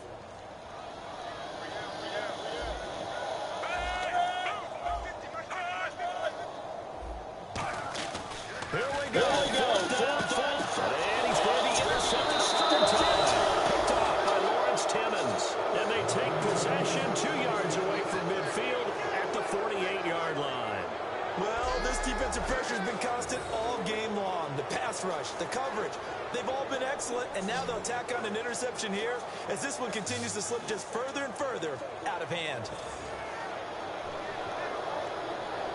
And Pittsburgh's getting set to take the field. And it's a unit last drive that did it all on the ground, Charles. And they controlled it from the interior. Big on big, right? Offensive lineman versus defensive lineman. But you know, in order to keep the football moving downfield, other people have to get involved as well. Your wide receivers, your tight ends, lead runners, anything that you have possible to get in front and keep the ball moving. And now the defense may be looking out for a pass coming up. They come out with one back and 3 tight ends.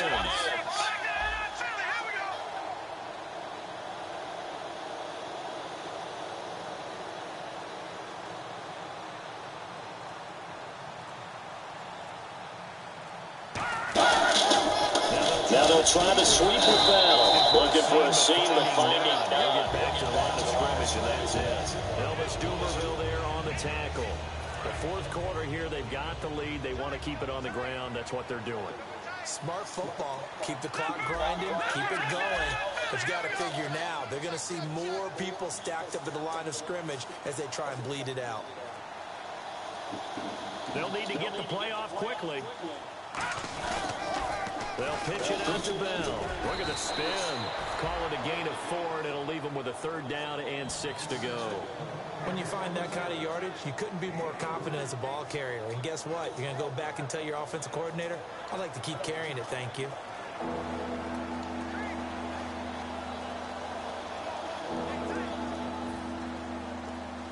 They'll need to get this to the 38. That's where the first down marker is here on 3rd.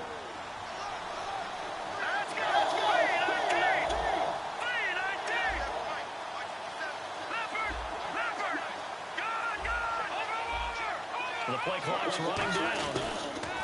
He'll drop to throw. Then he locates Wheaton, complete.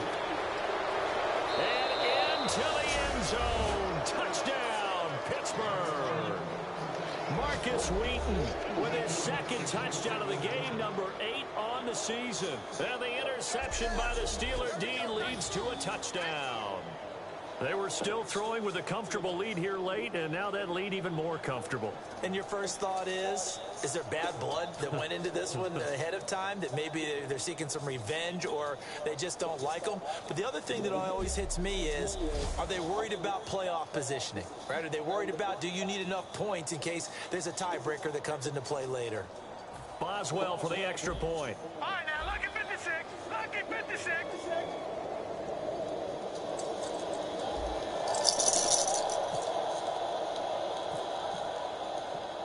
On it's a fake. They'll try and throw for it. And would you believe it, this is caught in the end zone. And the fake extra point works to extend their lead by 2. Partner, they're up big. They snapped the ball from the 15 for a regular PAT, yet they fake it and get it. Is the kicker's leg tired? What's going on here? I don't know, but defensively, now with this deficit, now you add 2 more onto that. They fake the PAT. That stings a little. It definitely stings, and I know the guys that I played for, they wouldn't be as mad at the opposition as they would have been at us for allowing that to happen.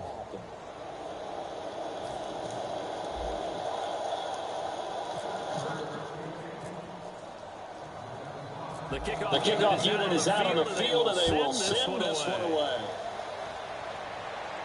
That'll be taken in the end zone. They'll bring it back to just about the 25. Call it the 24-yard line. And now Baltimore gets set to take the field. And following the interception, just any interception, are you a little bit more cautious when you start that next drive, or no, you just throw that out the window? I think you will. I don't think that there's any way you can run back out there and go, totally didn't affect me. Let's just go ahead and be loose with the football again. You're going to take care of it, but you have to be careful about being too cautious because now you can't run any offense at all. Still want to attack. We'll see how they attack them here.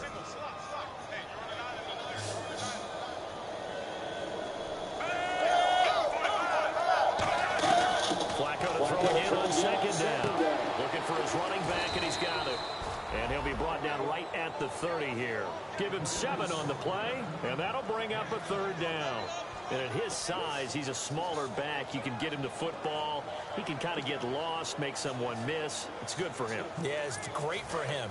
I like what you said there. Sometimes he gets lost in the traffic a little bit, but get him out in the open field into some space. That plays to his strengths the best and keeps him out of it where all the big boys are, you know, make someone miss in the open field. They'll set up the screen for Forsett. And he gets this up across the 35 before he's out of bounds. And Brandon, from our time in college football, where receivers weren't running the traditional NFL route tree, one thing they did learn, find open areas, find soft spots, and set up and catch the ball. And I think we just saw that there. Yeah, we saw that indeed, picking up the first. They look to throw on 1st and 10 with Flacco. Looking left sideline, it's complete. And the play goes for 19 yards, gives him a new set of downs. But that's what you're looking for when you want to throw the ball downfield. You want one of those guys who can play out on the perimeter, can play out wide, who can not only get open, but when they're covered, can uncover themselves downfield and create catches. Throwing the slant pattern here complete. And he gets it inside the 35 and just shy of the 30. That was a nicely run slant route, and what the receiver's trying to do is make the defender think he's going upfield for a deeper route, and then breaks it off, usually after about 3 to 4 steps, and cuts towards the middle of the field. And now what he's trying to do is use his body to keep the defender away from the football and get the quarterback a really nice target. A gain of 6 there on first. Obviously, this has not been a banner game throwing the football. So what you got to do, you got to kind of down focus, don't you think? Find the tight end, take some easier completions. The interception last drive. There he hits the reliable target.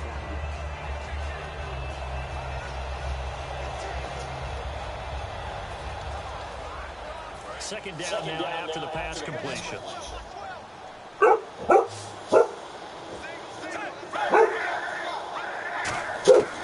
Once more, let's go. And that one finds the ground, breaking a string of 5 straight completions. And it brings up second down. No, third down. Here's the 7th play of this drive. This is 3rd and 4.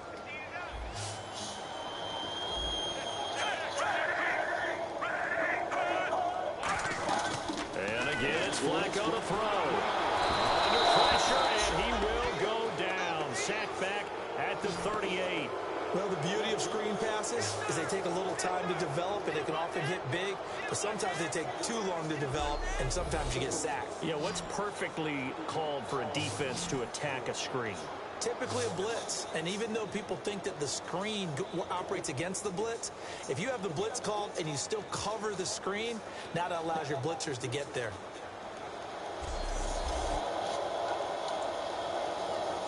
So out comes the field goal team now for the second time here today. Time for a break. Back to finish it off on EA Sports after this. So it's Raven football here as we welcome you back. They come up on a 4th down situation with things not looking particularly rosy. And that one's not going to get there. Not enough juice. An ambitious effort, but it's well short. And this score will stay right where it is. I tell you, it's not easy kicking field goals in the best of conditions. Yet in a downpour like we're in right now, it makes it that much harder. And sure enough, they can't convert here.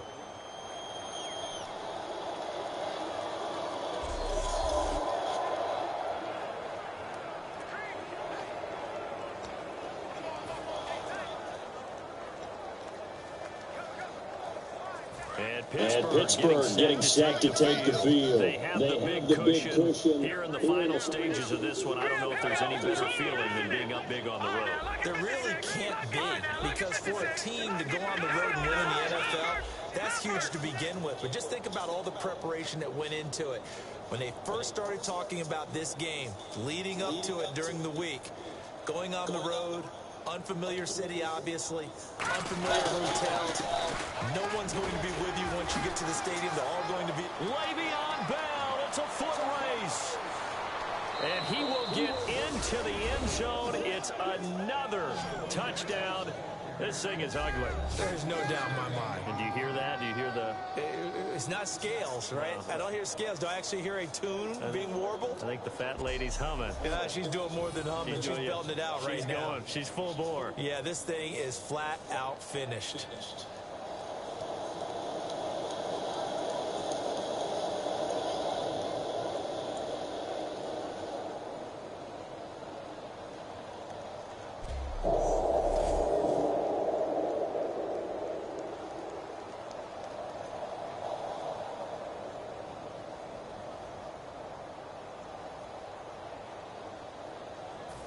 Still an important piece of business to take care of, the extra point.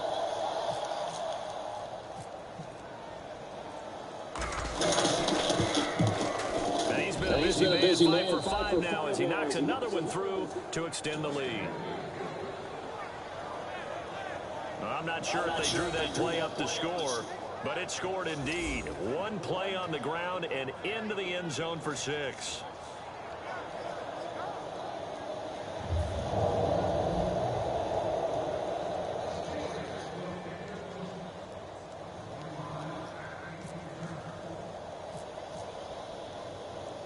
Set now to kick this one away, and off it goes. Very short kick. This will be taken by one of the up men. And they'll be set up with good field position here as he gets this up over the 40-yard line. Even after that big-time return, it's not looking great for them today. But if nothing else, even if the miracle doesn't happen, they can turn to this play and say, hey, we can move forward. Maybe it's a building block for the rest of the season. And now Baltimore gets set to take the field. They've lost this one. Their offense has struggled. Do they try to put together something here at the end just to take into next week? Yeah, sometimes teams want to do that and coaches want to. I remember one time I was on a team and we were losing late in the game like this, and you knew it was lost. It was over, right? And the coach called a running play and pretty much said to everyone, I want to see something executed well before we get out of here. And that was the message to the team. Just something to build on. Just something to build on, get it done, and maybe we can look at that and say, we'll get better as we go forward. Now it's Flacco. And Watson has it right side. 6 yards is the pickup, and that'll lead to a third down. Third down now following the completed pass.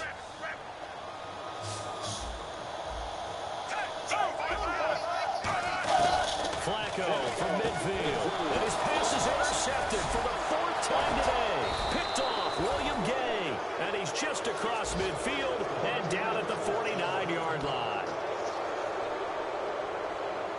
Well, Charles, he's thrown 5 picks in a game before. And right now, after that one, he's standing on number 4. And right now, your defensive coordinator is asking the offense coordinator, can you do anything to slow this down? Because my guys have to keep running back out on the field. So play calling may come into it a little bit, maybe run the ball a little bit more. But a lot of it depends on the scoreboard. They may have to keep throwing it. And they'll go with the ground attack here. And for one of the few times here today, this run's not going to go anywhere. No gain on the play. It'll be second down. But at least he was able to break that initial contact, or it could have been a loss. Yeah, give credit to the defensive player, though. What did he do? Made him slow down, slow up his feet, and allowed the rest of the guys to get there to finish him off.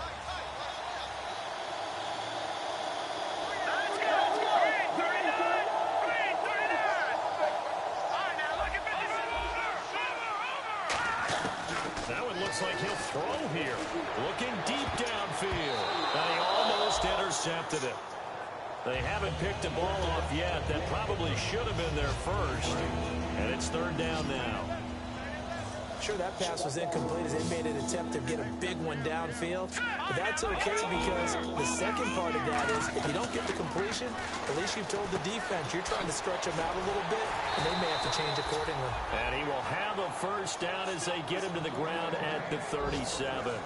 When you execute a drag or a crossing route really well and give them a chance to let it develop a little bit, you can gain some significant yardage hitting your tight end on that one.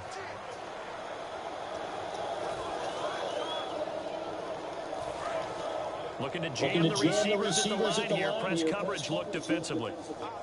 Detroit! Detroit! Let's get over!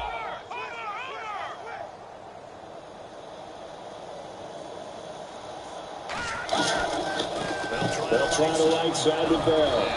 It'll break one tackle, but they quickly down. But a nice little game. It's a 7-yard carry to set them up with a 2nd and 3. Well, Charles, the forecast called for rain throughout the entire game, and we got rain throughout the entire game. But these two teams, they had fun getting dirty out there. They love the slop. Did you trust the forecast ahead of time? Or are you one of those guys that's skeptical about it, or did you trust it? But when I saw just a big blob of green on the radar, I said, okay, let's trust. Yeah, and that's why I'm glad you took my advice. Got your notes laminated, because, you know, open-air booth, that rain can affect us as well, although not as much as the guys on the field. But let's face it, it's kind of fun to watch these types of games, isn't it? It is. By the way, how impressive is it that you travel with a laminator? I didn't even know there was a portable laminator. The things that you learn. Golly, wise beyond his years. So for Pittsburgh, they continue to cruise through this first half of the schedule as they move to 8-0 now on the campaign. And they'll head back home next week to take on the Dallas Cowboys. Meanwhile, for the Ravens, things are kind of getting ugly as they drop to 1-7 now on the year. And they'll try to make amends next week as they host the Cleveland Browns.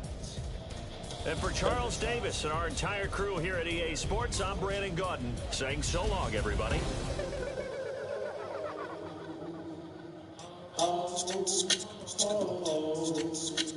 Hello. My name is Kamau. I am from the clouds. I'm a human. I'm a human now, but I used to be. I used to be a ranger. Word up. I'm really good at putting words up. I make them levitate and circle with the birds. I don't need to force it. I let it occur. Whatever occurs. Thank you. Feel like I was touched by an angel. Once again, a whole nother angle. I got a lot of holes in my ankle. I got a lot of love and a whole lot of ignorance. And that's a good thing if you want to relate. I'm traveling. I'm traveling. I'm traveling. I'm traveling.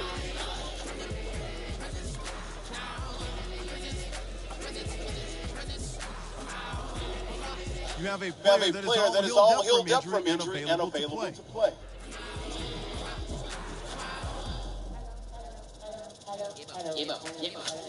It's come out like a power. I get down like rapidly, rapidly from the rapid into the rapid to big rapid, a rattling, rattle riddles, the rivers into the sky, and we're rebel, feeling vividly clear. I am bigger, spinner, right to the rhythm, widow to side eye. I am the kid in the glasses. I am the kid in the corner with the glasses. I am the spectre, you should respect. I don't expect the special, ain't special. I don't expect nothing. I'm just really glad I can say something. It's a blessing. Ain't no stress, it's my presence. Press some time to pressure, keep pressing. Worst keeps my impression impressed. That's the way to relate. I'm traveling. I'm traveling. I'm traveling. I'm traveling.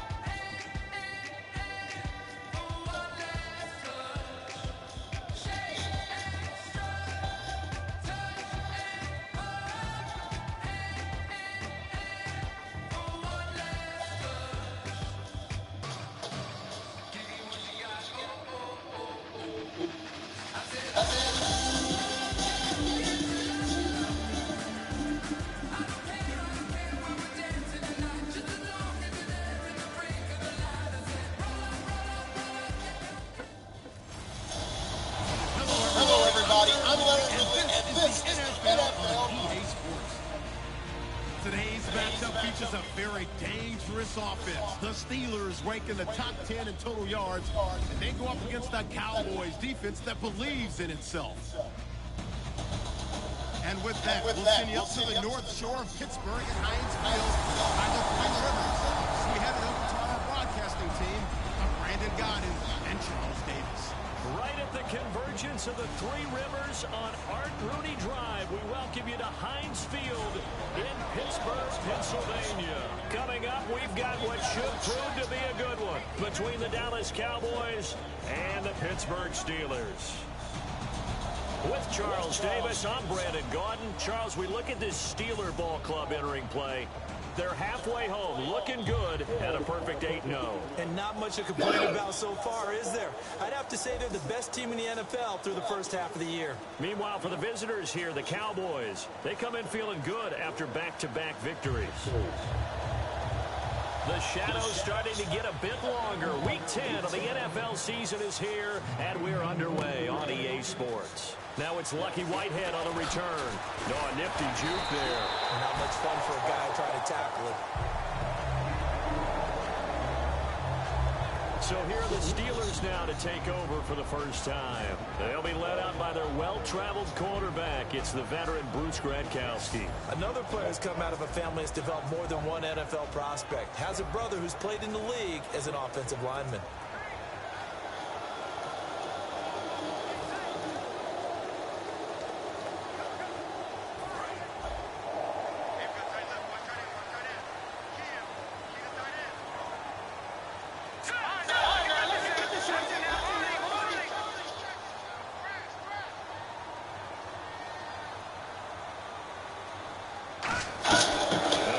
Come out throwing here to start the drive. And this one coming on Colts. Solid stiff arm into open field. And into the end zone. Touchdown, Pittsburgh. Sammy Coates, his third touchdown now on the year. And the Steelers have taken a first-quarter lead. Well, that's how they envisioned it, get the football to start the game and score it. And I don't know if that was scripted. Was it an audible? Or was it just a play call that they had in their pocket? No matter what, they had the right call on against the right defense, and they end up in the end zone.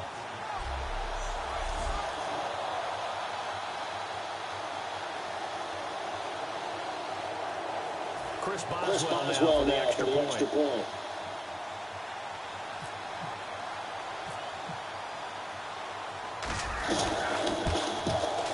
And he'll put it through to make it 7-0 Steelers. Those are the kind of drives they like on offense, from the coordinator to the quarterback, the line, everybody. One play drive and into the end zone for 6.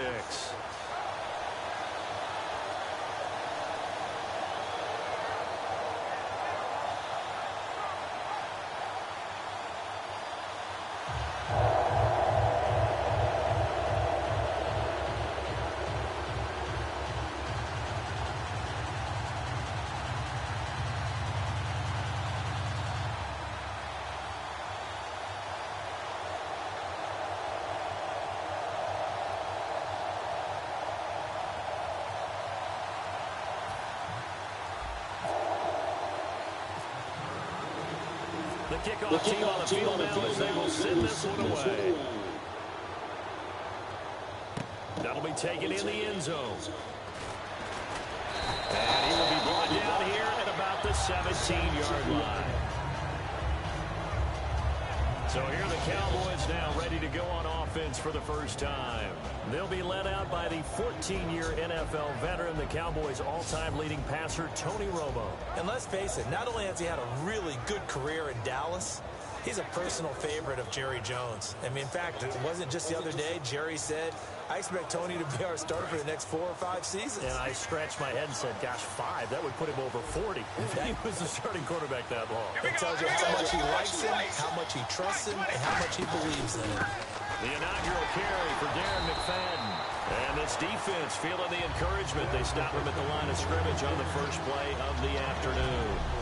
And the big boys up front in the trenches, what do you think of the O-line, Charles? I love them because this is a group that's so cohesive. They know what the man next to them is going to do at all times, and they operate as a terrific unit.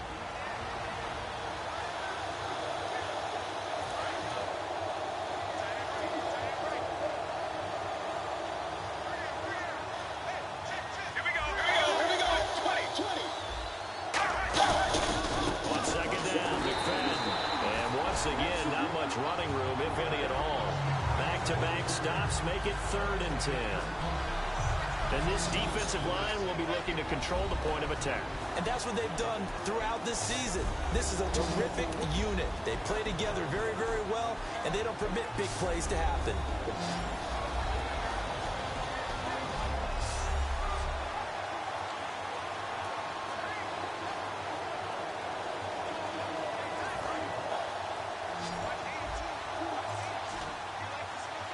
And on 3rd down, a nickel formation here defensively.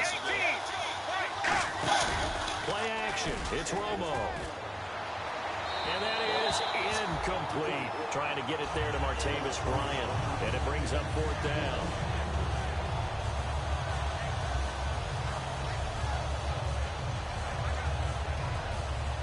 Now the 6-year man, Chris Jones, on to punt it away.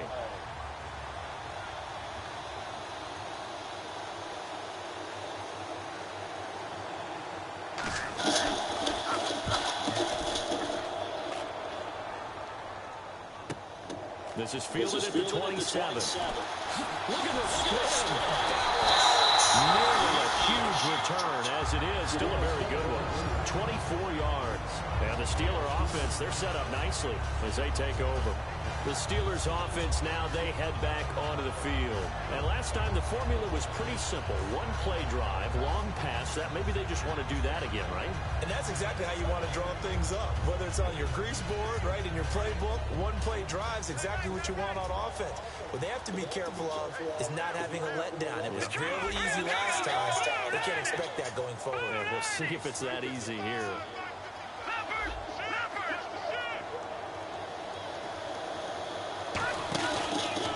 Now a carry for the former Michigan State man, Le'Veon Bell. And he's brought down. And a nice carry there of 15 yards.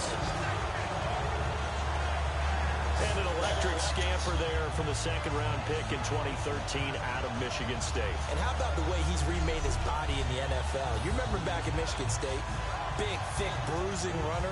Yeah, he had some speed, he had some agility, but now he's slimmed down and he's gotten even quicker, which has led to more runs like the one we just saw there. So the run gets him the first, and now they operate with a fresh set of downs.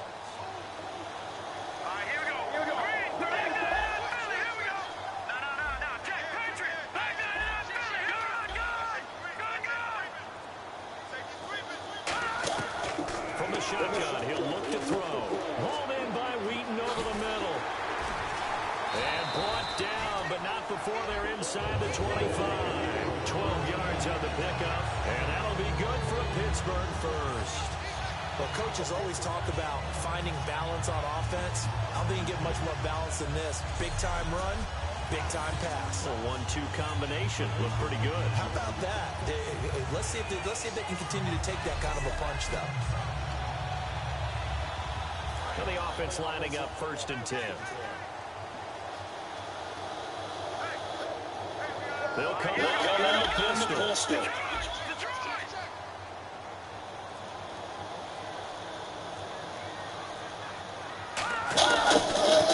Out of the pistol, it's Bell. He is met at the line of scrimmage, and he goes down right there. Credit him with a 1-yard gain there to make it 2nd and 9. I'm ready now for 2nd and 9.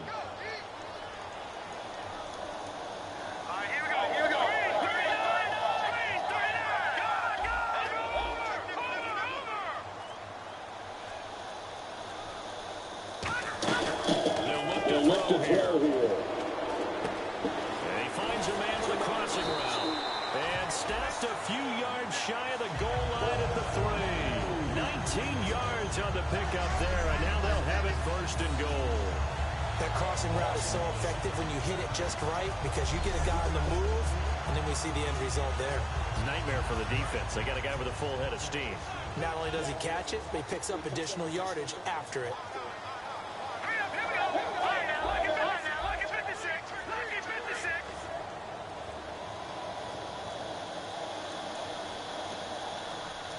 Time running out here on the play clock.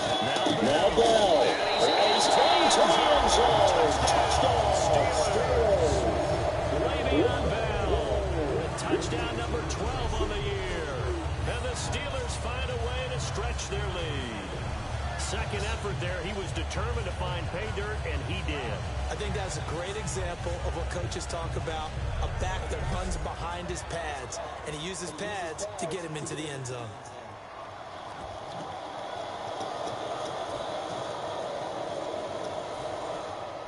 So they're going to go for two.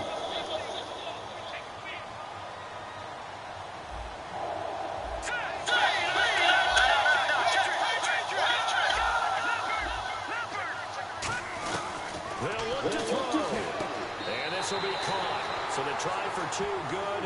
And it pushes them out to a 15-0 lead. And, of course, on the two-point try, had the option to run or pass. They pass it there, and it works. Felt pretty straightforward, didn't it? An open receiver, ball's put on him, 2 points for them.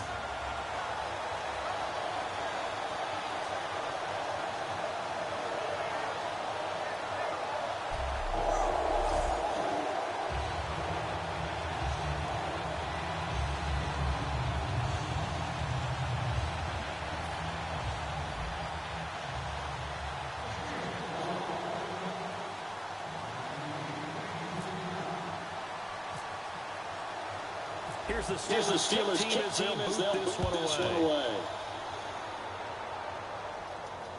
This is fielded at the chalk of the 10.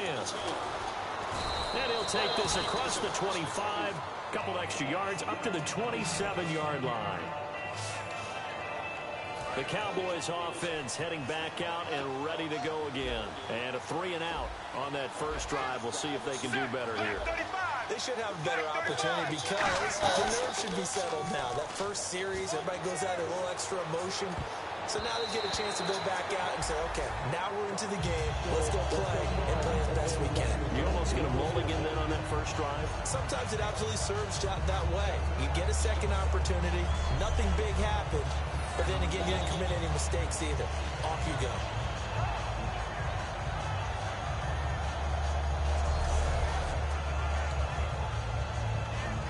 Unable to connect on the first down pass play. Now it's second down.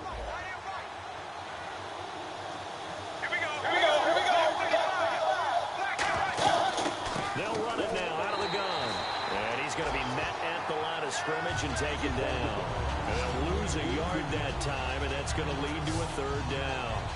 The defense won that play so fast that I think if the running back even had time to notice if anyone was there, it was just a blink of an eye, and there was a loss on the play.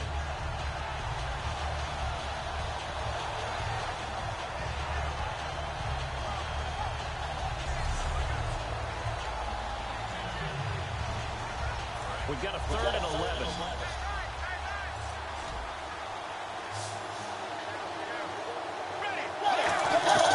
Throwing on 3rd down, Romo.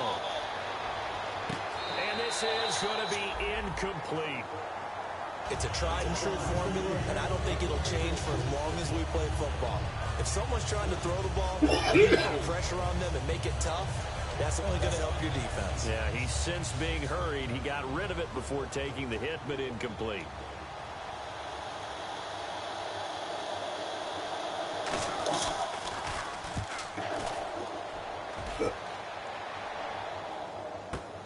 Fielded at the 20.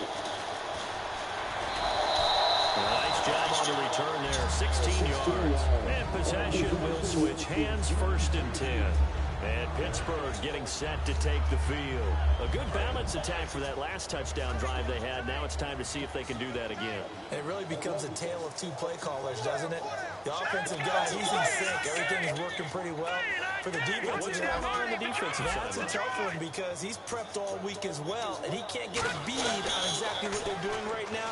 What he needs is one of his guys just to make a big play and disrupt things. Brought in by Coates. 5 yards on the catch there, brings up second down. And a look at the defense for the Cowboys. When at his best, Orlando Scandrick is one of the top nickel cornerbacks in the NFL. Completed pass play. Now let's see if they go back to the air or to the ground.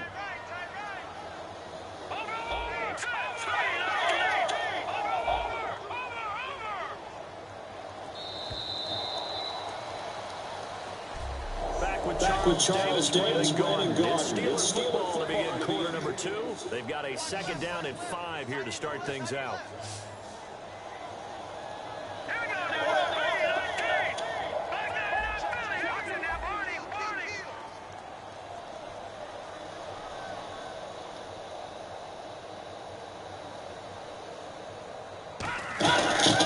They'll look to throw. A quick throw here, that's complete. And he'll go down right around the 47 this time. That's a pickup of 6 and good enough to move the chains.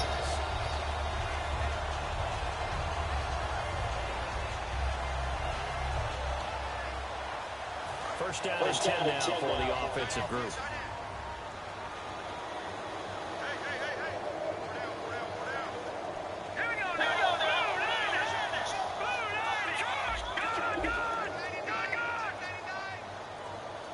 Play clock winding down. Now a play fake here on first down. And it's complete to Ladarius Green. And he's able to get this one down to the 40-yard line. 13 yards there on the pickup. And the Steelers are going to have a first down. Well, we saw the practice film this week. They wanted to focus on these intermediate passing plays, and it paid off there. And they took that focus not just to the practice field, but in the film room to show the guys exactly what they wanted, what types of looks they should expect to get, and how they would beat those coverages each and every time, and it paid off on that play. And on the outside, they're playing press coverage. Again, we'll see the pistol here.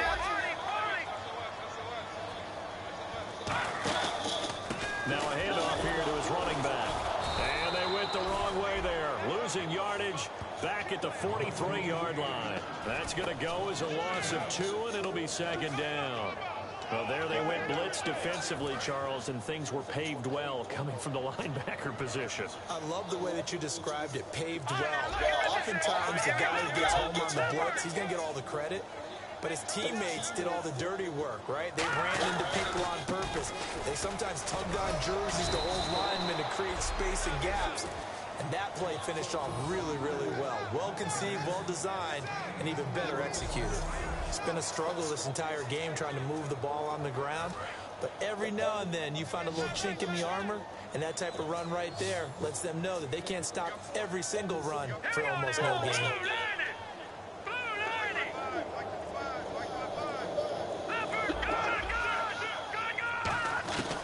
On third down, he'll drop to throw. And he'll lay out and pull it in. What a diving catch there. It goes for a gain of 10, and it's a first down. When you're a player of his stature, you don't just circle the games on your team's calendar. You circle the Pro Bowl. Without a doubt. That's a game that you just figure you're going to be in each and every year. That's because of catches like that. That's why he goes.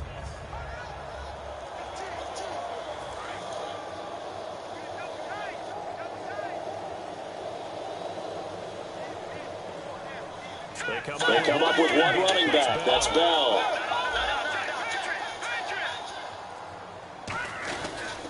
And he'll get it up the middle. Sheds a second man. He's building up some momentum, isn't he? And inside the 20 before he's brought down. And that run was what a lot of people call an explosive run. Gave them good yardage, solid yardage. They feel good about the whole thing, and they did it behind a 2 tight end set. It's always interesting to watch what offenses want to do with the two tight ends. Sometimes they line them up together for a power set. Sometimes they put one on each side of the line of scrimmage to balance things out. No matter what, though, when you see two tight ends on the field, your first thought is to think run. In this case, the offense was able to run successfully. 2 minutes remain here in the first half. Back to Heinz Field after this.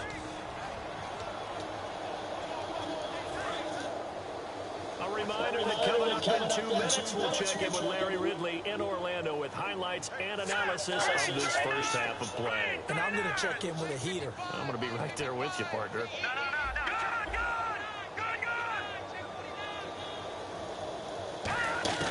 They'll look to throw here on first down. He's going to find his running back. It's complete. Call it a pickup of 7, and it'll bring up a second down. I'm going to show my age here a little bit. We used to talk about running backs catching the ball as safety valves. Nowadays, they're a big part of the passing offense. Quit acting like you're so old. You're only 65.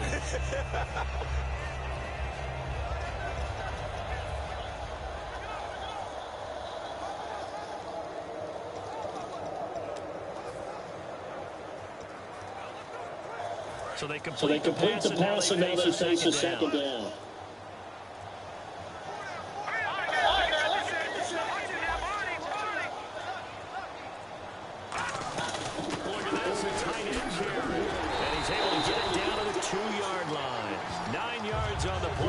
Sets him up first and goal.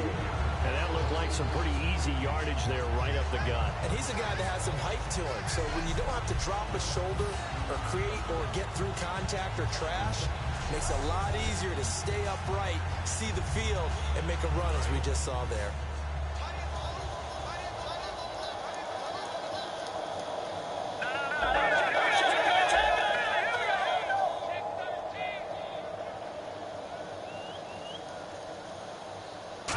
First and goal here from the 2. They'll try and power it home here with a fullback Johnson. And he's in.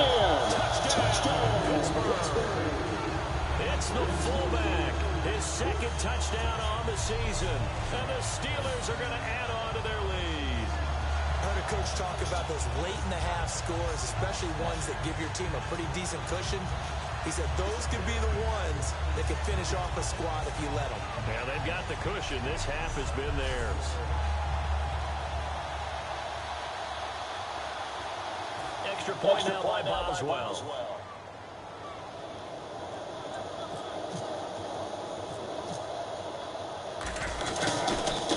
And now it's blocked. The count is picking up, but he will not be able to bring this one back, and the extra point attempt unsuccessful.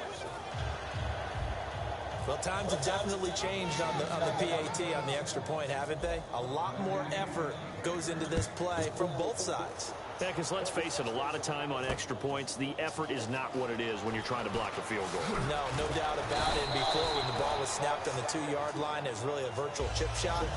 Now everyone believes they can get to it and knock it away. And we know how crucial every point is. So the defensive guys, they spend a lot more time trying to get that done, which means there's more pressure on the offensive guys trying to kick it.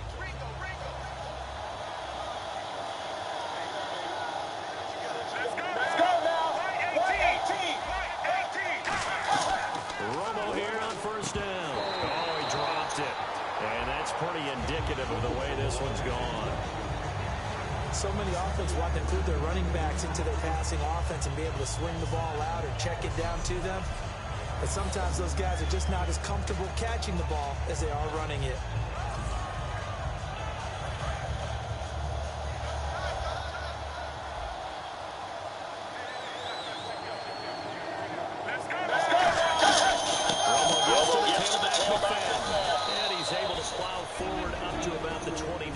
Shy of the 30.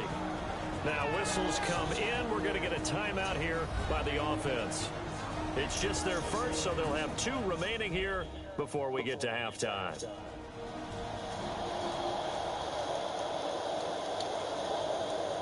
So third and medium here, 3rd and 5. Looks like the defense did press coverage here. 3rd and 5, so they bring in an extra defensive back. Expecting pass. On the run, Dunbar. A loss loss of a yard, and it brings up 4. When you're putting together a formula for winning defense, it's exactly what we're seeing in this game. Controlling the line of scrimmage, attacking, and changing everything so that now they're playing in the offense's backfield. They're playing an excellent game.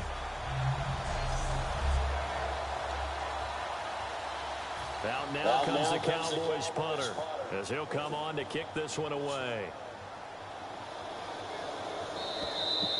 So we reach halftime here in the Steel City with the Steelers on top. As we'll send you down to Orlando as we check in with Larry Ridley and our EA Sports Halftime Report. Larry? Thanks, Brandon. I'm Larry Ridley, and welcome to our EA Halftime Report. The Steelers just want to get back out on the field as they've looked good last week and now today. The Cowboys will have to pick it up if they want to come away with the win. So here we go. Let's take a look at some of the highlights from the first half. Now first and 10, completion will be made here to a wide open man. And he'll win the sprint to the end zone. That takes the lead up to 7.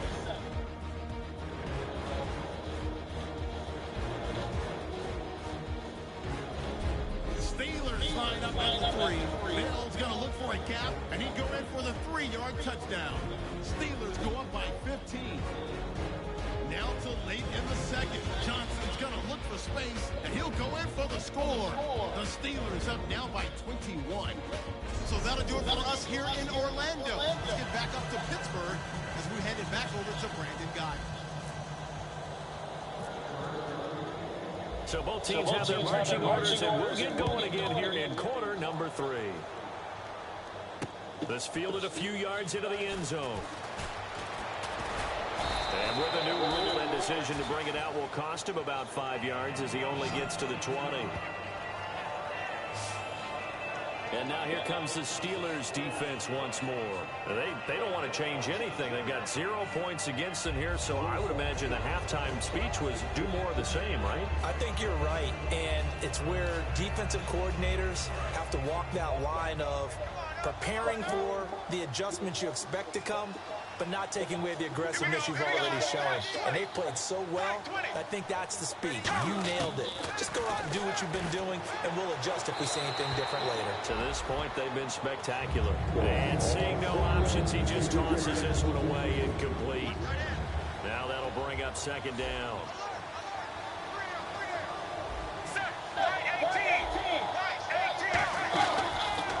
Romo to McFadden on the draw. And a short gain there as he'll get it up only to about the 24. Give him 4 on the ground there. They're now left with 3rd and 6. Some of the most unselfish players on any football team, defensive tackles, because we ask them to just eat up blocks, allow other people to make tackles. But when he can make a play himself, as we just saw there, that's a big game. Romo now to throw. He's going to float this one deep right into a double team, and it's intercepted. Picked off William Gay, and they are going to set up shop at the 40-yard line. Well, this had trouble written all over from the start. He's got 2 extra defensive backs in the game he's got to deal with. They're in a dime set. So everywhere he's looking, he's seeing a different colored jersey. And sure enough, this one winds up being intercepted.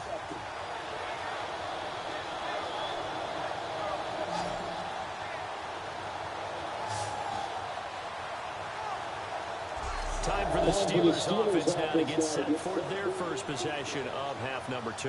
That last drive, it was a good mix. Run, pass, defense on their toes.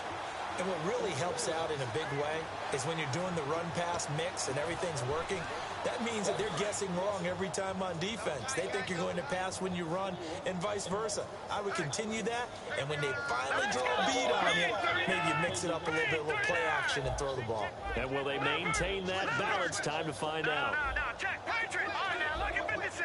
Lucky 56. They'll come out throwing here to start the drive. Out left here, it's complete to Wheaton. And into the end zone. Touchdown, Pittsburgh. Marcus Wheaton, his 9th touchdown of the season. And the Steelers find a way to stretch their lead. And they just ran the fly route there, didn't they? You broke it down perfectly. He ends up catching that one and taking it all the way into the end zone. Well, thanks. It was pretty simple to break down, though. I mean, that's just a guy going, running on the go route, making a play. Speed, Kills. speed, speed. And what does it do? It kills. There you go.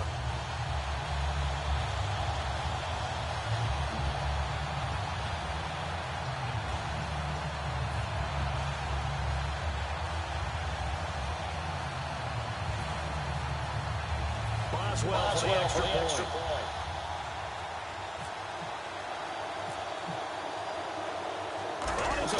They'll try and throw for it. It's caught inside the 5. And boy, talk about adding insult to injury. He's into the end zone to tack on 2 more.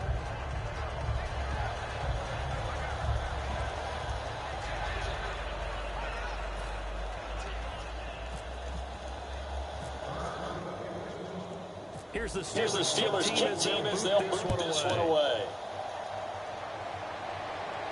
This is fielded a couple yards deep.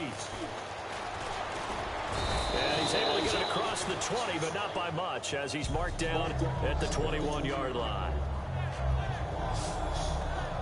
And now here come the Cowboys. And following the interception, we'll see what they can put together on this drive.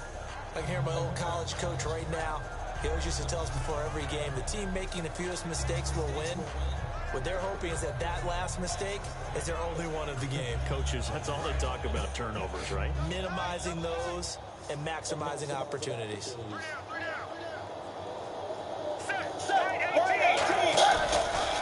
start the drive with McFadden. And he is going to lose yardage here. That's going to go as a loss of a yard, and it'll be second down. Wasn't that long ago that the NFL guys really didn't adopt much from the college game. But one thing that has crept in there is spreading things out, opening things up.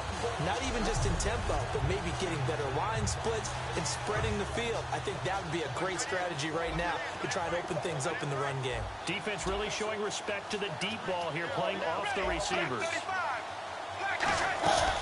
Running again, and again it's McFadden. And he's able to plow forward up to about the 29, just shy of the 30. It'll be a pickup of 10 yards. And that'll lead here to a third down. Look, the first down marker is out there, but sometimes it's hard to find for an offense when they're in a long yardage situation, which usually means throw the football. In this case, they went against the tendency and ran it. And boy, the reward was there. A big, big pickup. And the Steelers pressure too much here. He's going down. Javon Hargrave, the big rookie from South Carolina State, in there to bring him down, and it'll be a play to remember for that young man, the first sack of his NFL career. Defense went 3-4. They got some push from the inside. And this is something in a 3-4 you don't normally get, because the nose tackle who got the sack, he's usually responsible or ends up getting double-teamed and sometimes triple-teamed. How about him working his way back and putting the big guy on the ground?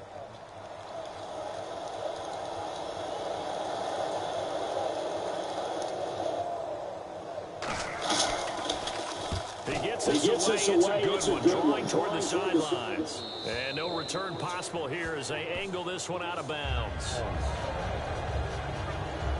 Now the Steelers offense gets ready to get back onto the field. And following that long touchdown pass, a one-play drive last time, to see if the defense, you know they're ready. They don't want that to happen again. And you would have thought they would have been ready the last time. I mean, that's what you work on all the time. Make sure that no one gets behind you. That's the cardinal sin of defense, not giving up the long pass. They did. Let's see how they adjust. They'll come out throwing here on first down. Green with a catch left side. And a pretty little juke move there on a nice gain. Second down now after the pass completion. They come up with one running back. That's Bell.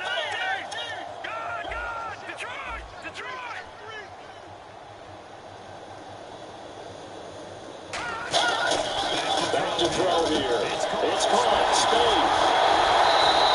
There goes again in 6 yards. It moves the chains as well. I know exactly what's going to be said about that play from the defensive perspective. That's why I tell all you guys we need more than one tackler to the ball. He broke the first tackle. Luckily enough, there were more people there to get him down.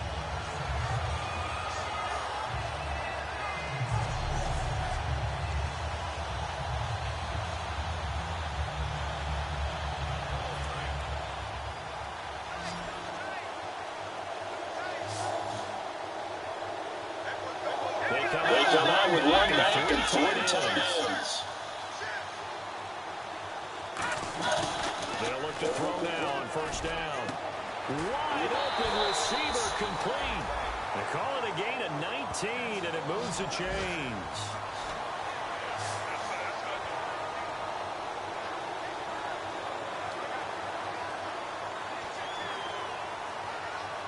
So here we go, first and 10 now.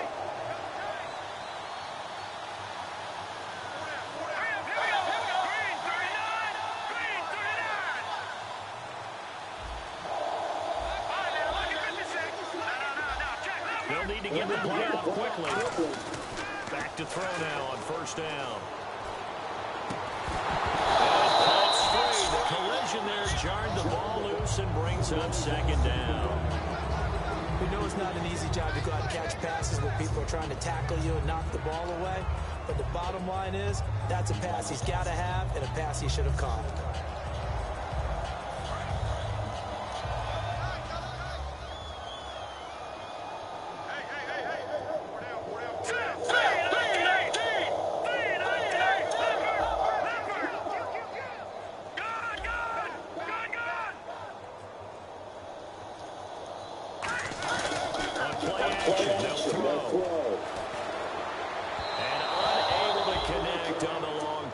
It falls down incomplete. And the offense looks to pick up the first here on third after that incompletion. Let's go. Let's go. Back 99, Philly. Here we go. Watch it now, Barney. No. Check. Patriot. Off the play fake. He'll look to throw. But he locates Wheaton complete. And he's going to be out of bounds down inside the 20. The 21 yards there as they convert on third. Love the call by the offensive coordinator, recognizing the situation very well, calling for the play-action pass and completing it.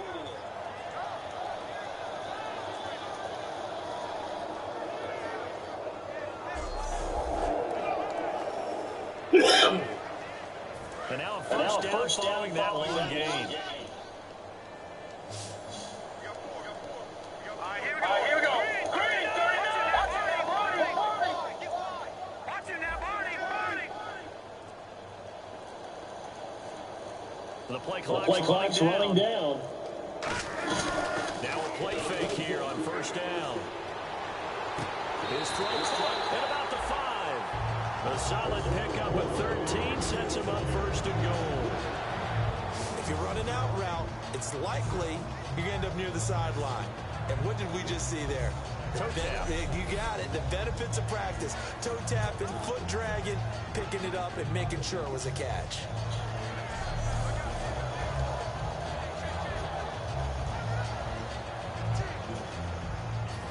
Offense walks to the line for play number 7 of the drive.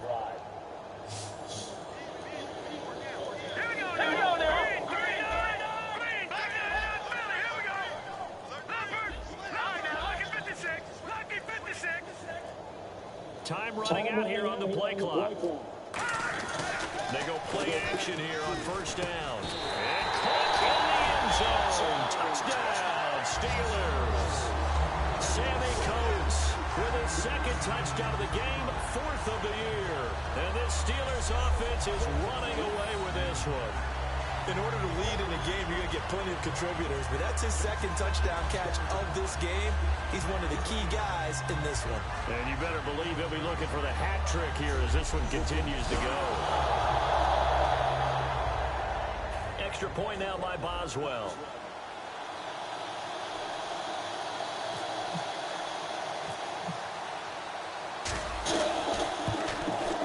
He missed one earlier, remember, but this time he gets it to go.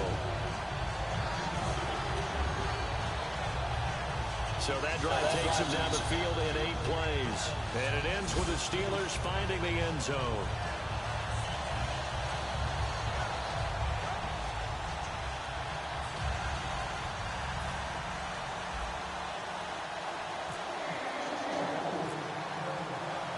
Out is the kickoff unit as they run up and send this one away.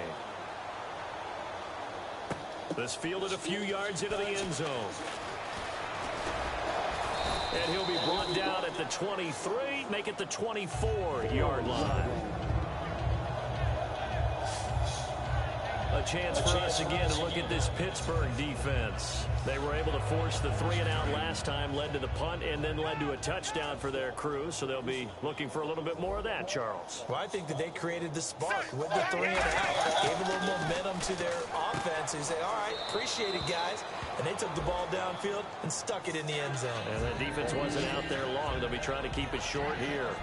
And when you're playing a quarterback with some experience and some moxie, you enter the danger zone when you decide to blitz him, because if he's able to diagnose as he did on that play, he can hurt you downfield. He reads defenses so well, doesn't he? He really does, and the best part about that play for him, I don't think that was his primary target. I don't think so either. I think he had to read, figured out where the blitz was coming from, and went to a secondary target for a really nice game. And he's able to take this one up to the 35-yard line. They get 6 on the pickup there as the drive will continue.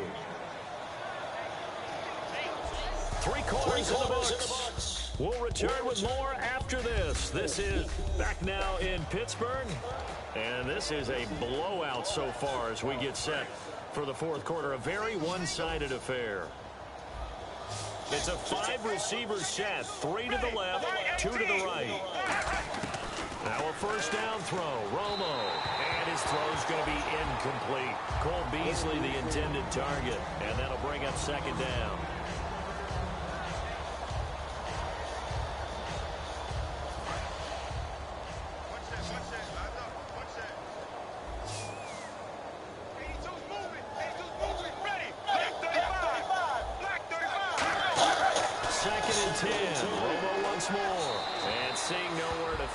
Chucks this one away from harm. Incomplete. Now it's third down.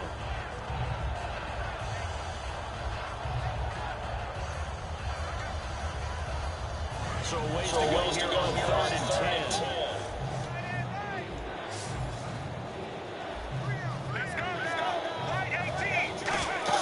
They'll fake the handoff. Now Romo. He's got a man. It's Williams. A good gain of 14 there, and it moves the chains. He's such a good route runner. Shows it there on 3rd down. Very proficient and a good pass. And you know what I've observed over the years in the NFL? The better a route runner you are, the more confidence your guy's going to have in you to go to you in important times, because he can trust you being in the right spot. And they connected there and picked up a first down. Looking to jam the receivers at the line here. Press coverage, look defensively. Now it's Romo. They'll tussle for it, and this is going to be caught. It's a pickup of 16 there, and it'll lead to a new set of downs. That man can leap, Charles. How do you defend a pass like that? Partner, you're really doing it through prayer, because you can cover them totally downfield, but at the end, their athleticism actually allows them to uncover themselves and go over the top of you and make a play. On first down, Romo. And Bryant's got it over the middle. 7 yards to pick up on the pitch and catch. Simple slant route, and it works to perfection. And when you're a big-bodied receiver, you use it like it's a basketball play. Body the defender away and catch the football. 3 yards to go here on second down.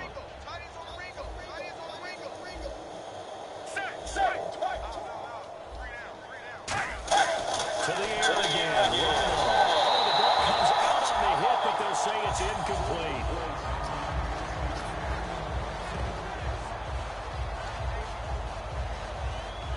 The 8th play of the drive coming up. It's 3rd and 3. Bryant, the lone receiver, left.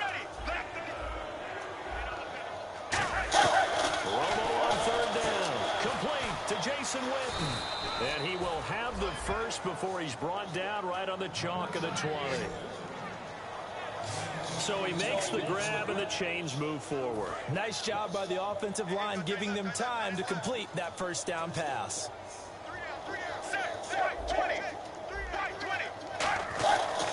First down, a run with McFadden. And he'll take this inside the 20 and down to the 18. 2 yards on the pickup there. It'll be 2nd and 8. Tough day, tough sledding right there, and it's been that way the entire game. Not a whole lot of room to ramble for him. Yeah, you're right. It's been that way all afternoon. Didn't get a whole lot better there. Here we go, here we go, here we go. 35. Black 35. To throw on second down is Romo. His throw caught at about the 5. And he's across for the touchdown. Too little, too late. But he does get in for 6. No wonder you're grinning. You just beat me in our fantasy league. Indeed I did, my good man. Well, I do have one word for that touchdown for you, partner. You ready? Yeah. Cosmetics. Just makes things look a little better. I don't know. It's like putting lipstick on a pig. Yeah, and it's hard to do, too. And the pig doesn't like the lipstick a heck of a lot, but you do like the fact that they're battling down the stretch, still trying to put something on the board, even though this game is over. By the way, how rude is that to the pig? Look at all the things they give us. Pulled pork, bacon.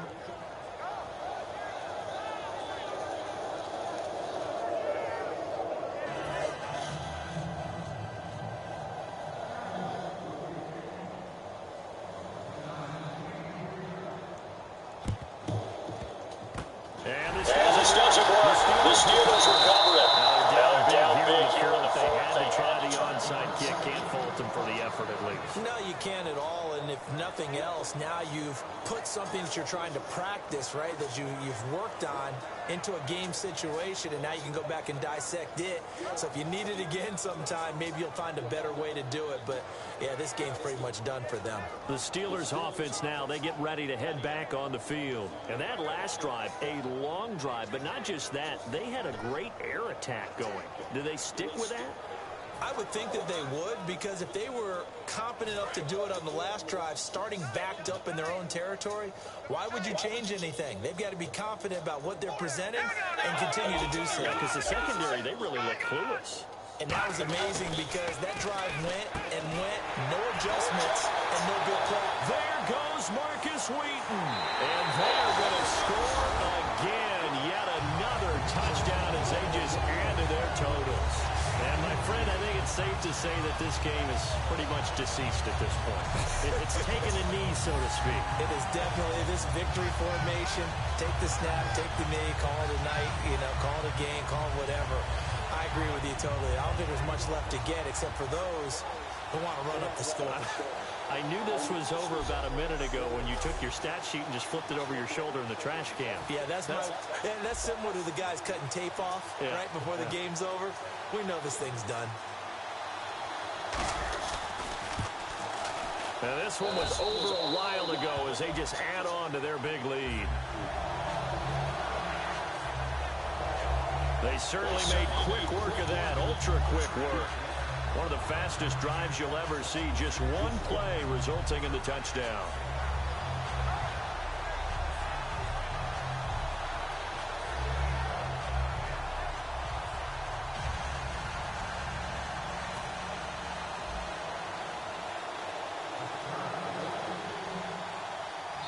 And now a whistle and a timeout called by the kicking team.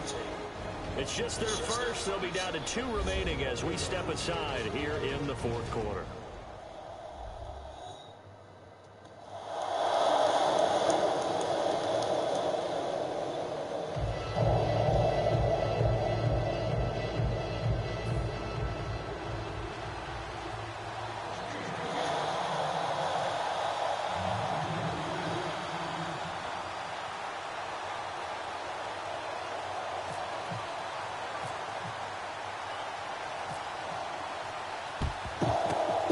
Cowboys are able to recover. The fourth quarter, they felt like they needed the football back. Unfortunately, they couldn't get it. And I know we brought analytics into the game, and someone has said here that the data says that when a team's expecting an onside kick, 80% of the time, the team expecting it, they do actually recover the ball, which is what we saw here. And he fires one that's intercepted. Picked off by Lawrence Timmons. And his guys are going to get the football at the 37-yard line. Facing this fourth quarter deficit, felt like they had to throw the ball, and on the other side, they were ready. No doubt about it. They're playing situational football. They look at the clock. They know the lead that they have, and all they're doing is playing pass on every down. Playing the pass, picking it off, and now big time in the driver's seat. And Pittsburgh getting set to take the field. And they'll just simply be looking to build off the confidence of the last time out where they scored a touchdown. And confidence is powerful, isn't it? When you've scored once, you feel like you can go back out there and get it done again. Doesn't matter what the defense throws at them. They feel like they're in a groove right now, and they want to get out there and show it. Yeah, hoping to stay in that groove here this go-around. They come out with one back and 3 tight ends. They go play action here on first down. And his throw is incomplete. It's always tough for the guys throwing the football when they think they've got a completion and the ball's almost there, and then someone sneaks a hand or two in and bats it away. They come out with one back. That's Bell. Fake.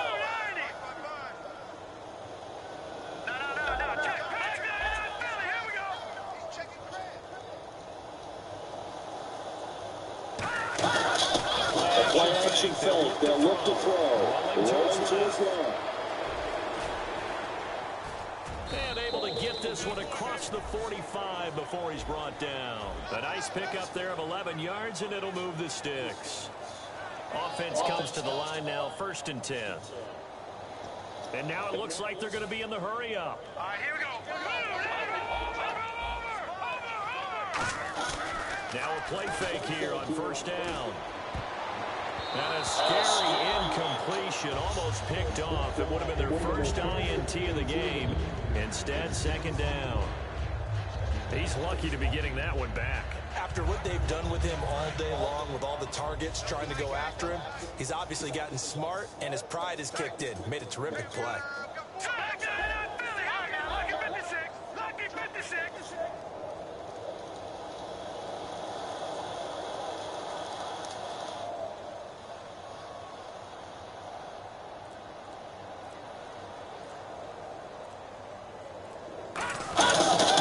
On 2nd down, it's Bell.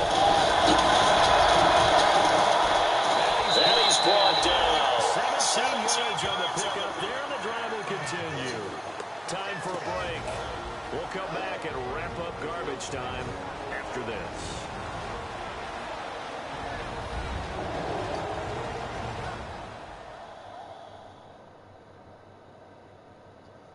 So the Steelers with the football as we get you reset. And let's see what they've come up with offensively after having time to talk it over.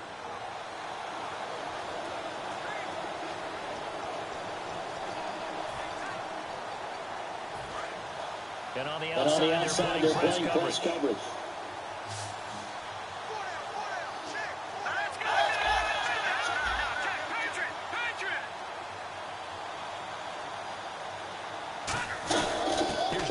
And he'll be taken down at the 34. Just a yard on the pickup there, and it'll bring up a 2nd and 9. That's someone who's pretty happy right there. That's the defensive coordinator. Body after body getting to him before he can get started. And now they're in the hurry-up. They come out here in the eye.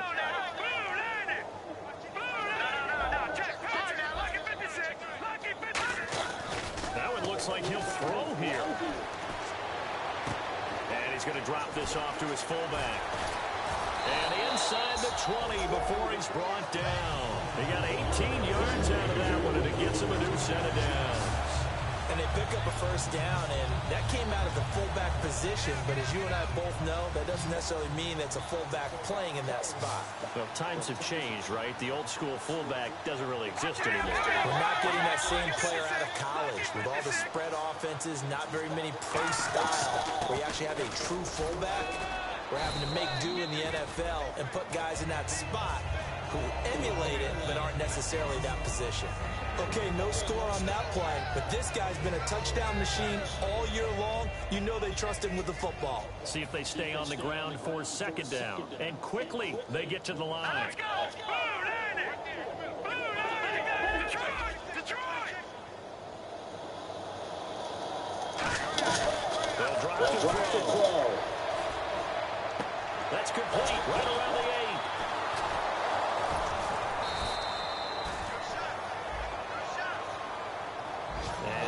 looks like we've got a Cowboy shaken up down there on the field. We'll check on his status when we get back.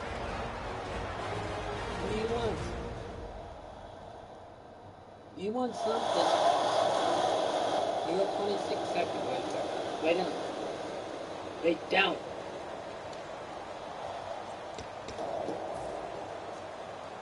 So it's 3rd and 6, and this will be the 8th play of the drive. They come up with one running back. That's Bell. Now they'll run it on the toss. Fights off another. I think the second tackler would have learned from the first. Only a yard on the pickup there, and it's going to leave them with a 4th down. Well, this was just simply excellent defense. On this 3rd down, they had to be alert for the possibility of a pass, but that didn't stop them at all from understanding. Now hold everything here. We're going to get a timeout by the offense. That'll leave them with just one remaining in this 4th quarter of play.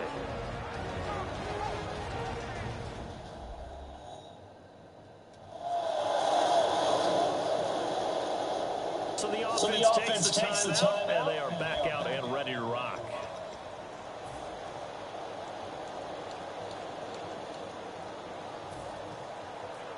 And they won't run a play here, no victory formation. They will indeed try to get 3 more.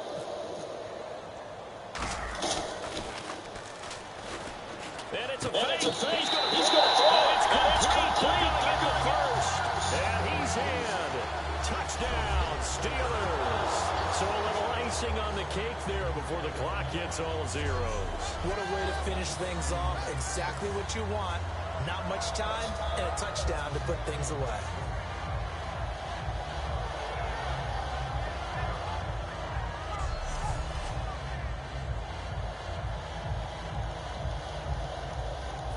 Boswell for the extra point.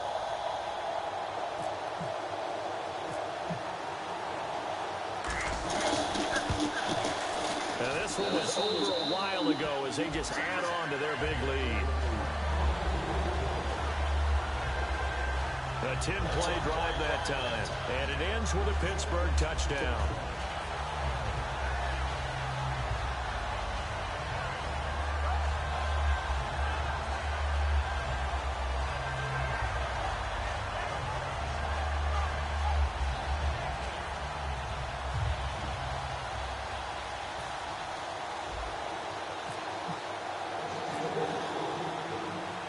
Here's the Steelers kick team as they'll boot this one away. That's fielded in the end zone. And this will be a touchback. Last year would have come out to the 20. This year they'll move it out to the 25-yard line. And this looks to probably be the final play. 3 receivers to the left, 1 to the right. One last throw here for Romo. And that will be incomplete as time has run out on this football game. A big offensive explosion helped leading them to victory. And the defensive guys, they're just saying, hey, put those points up every week. We'll just keep winning.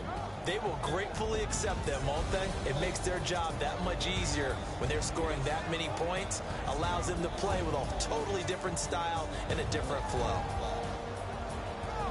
So for the Steelers, the train just keeps rolling. 9-0 now to start this campaign. And they will hit the road next week for a date with the Cleveland Browns. Meanwhile, for the Cowboys, their season is on life support somewhat now at 3-6. And they'll be at home for one next week as the Baltimore Ravens come to town.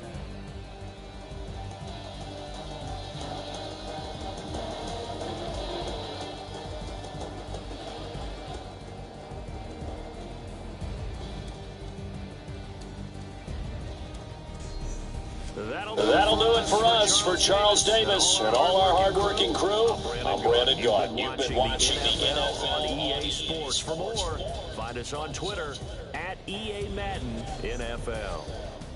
The Steelers are winners as we say so long from Heinz Field.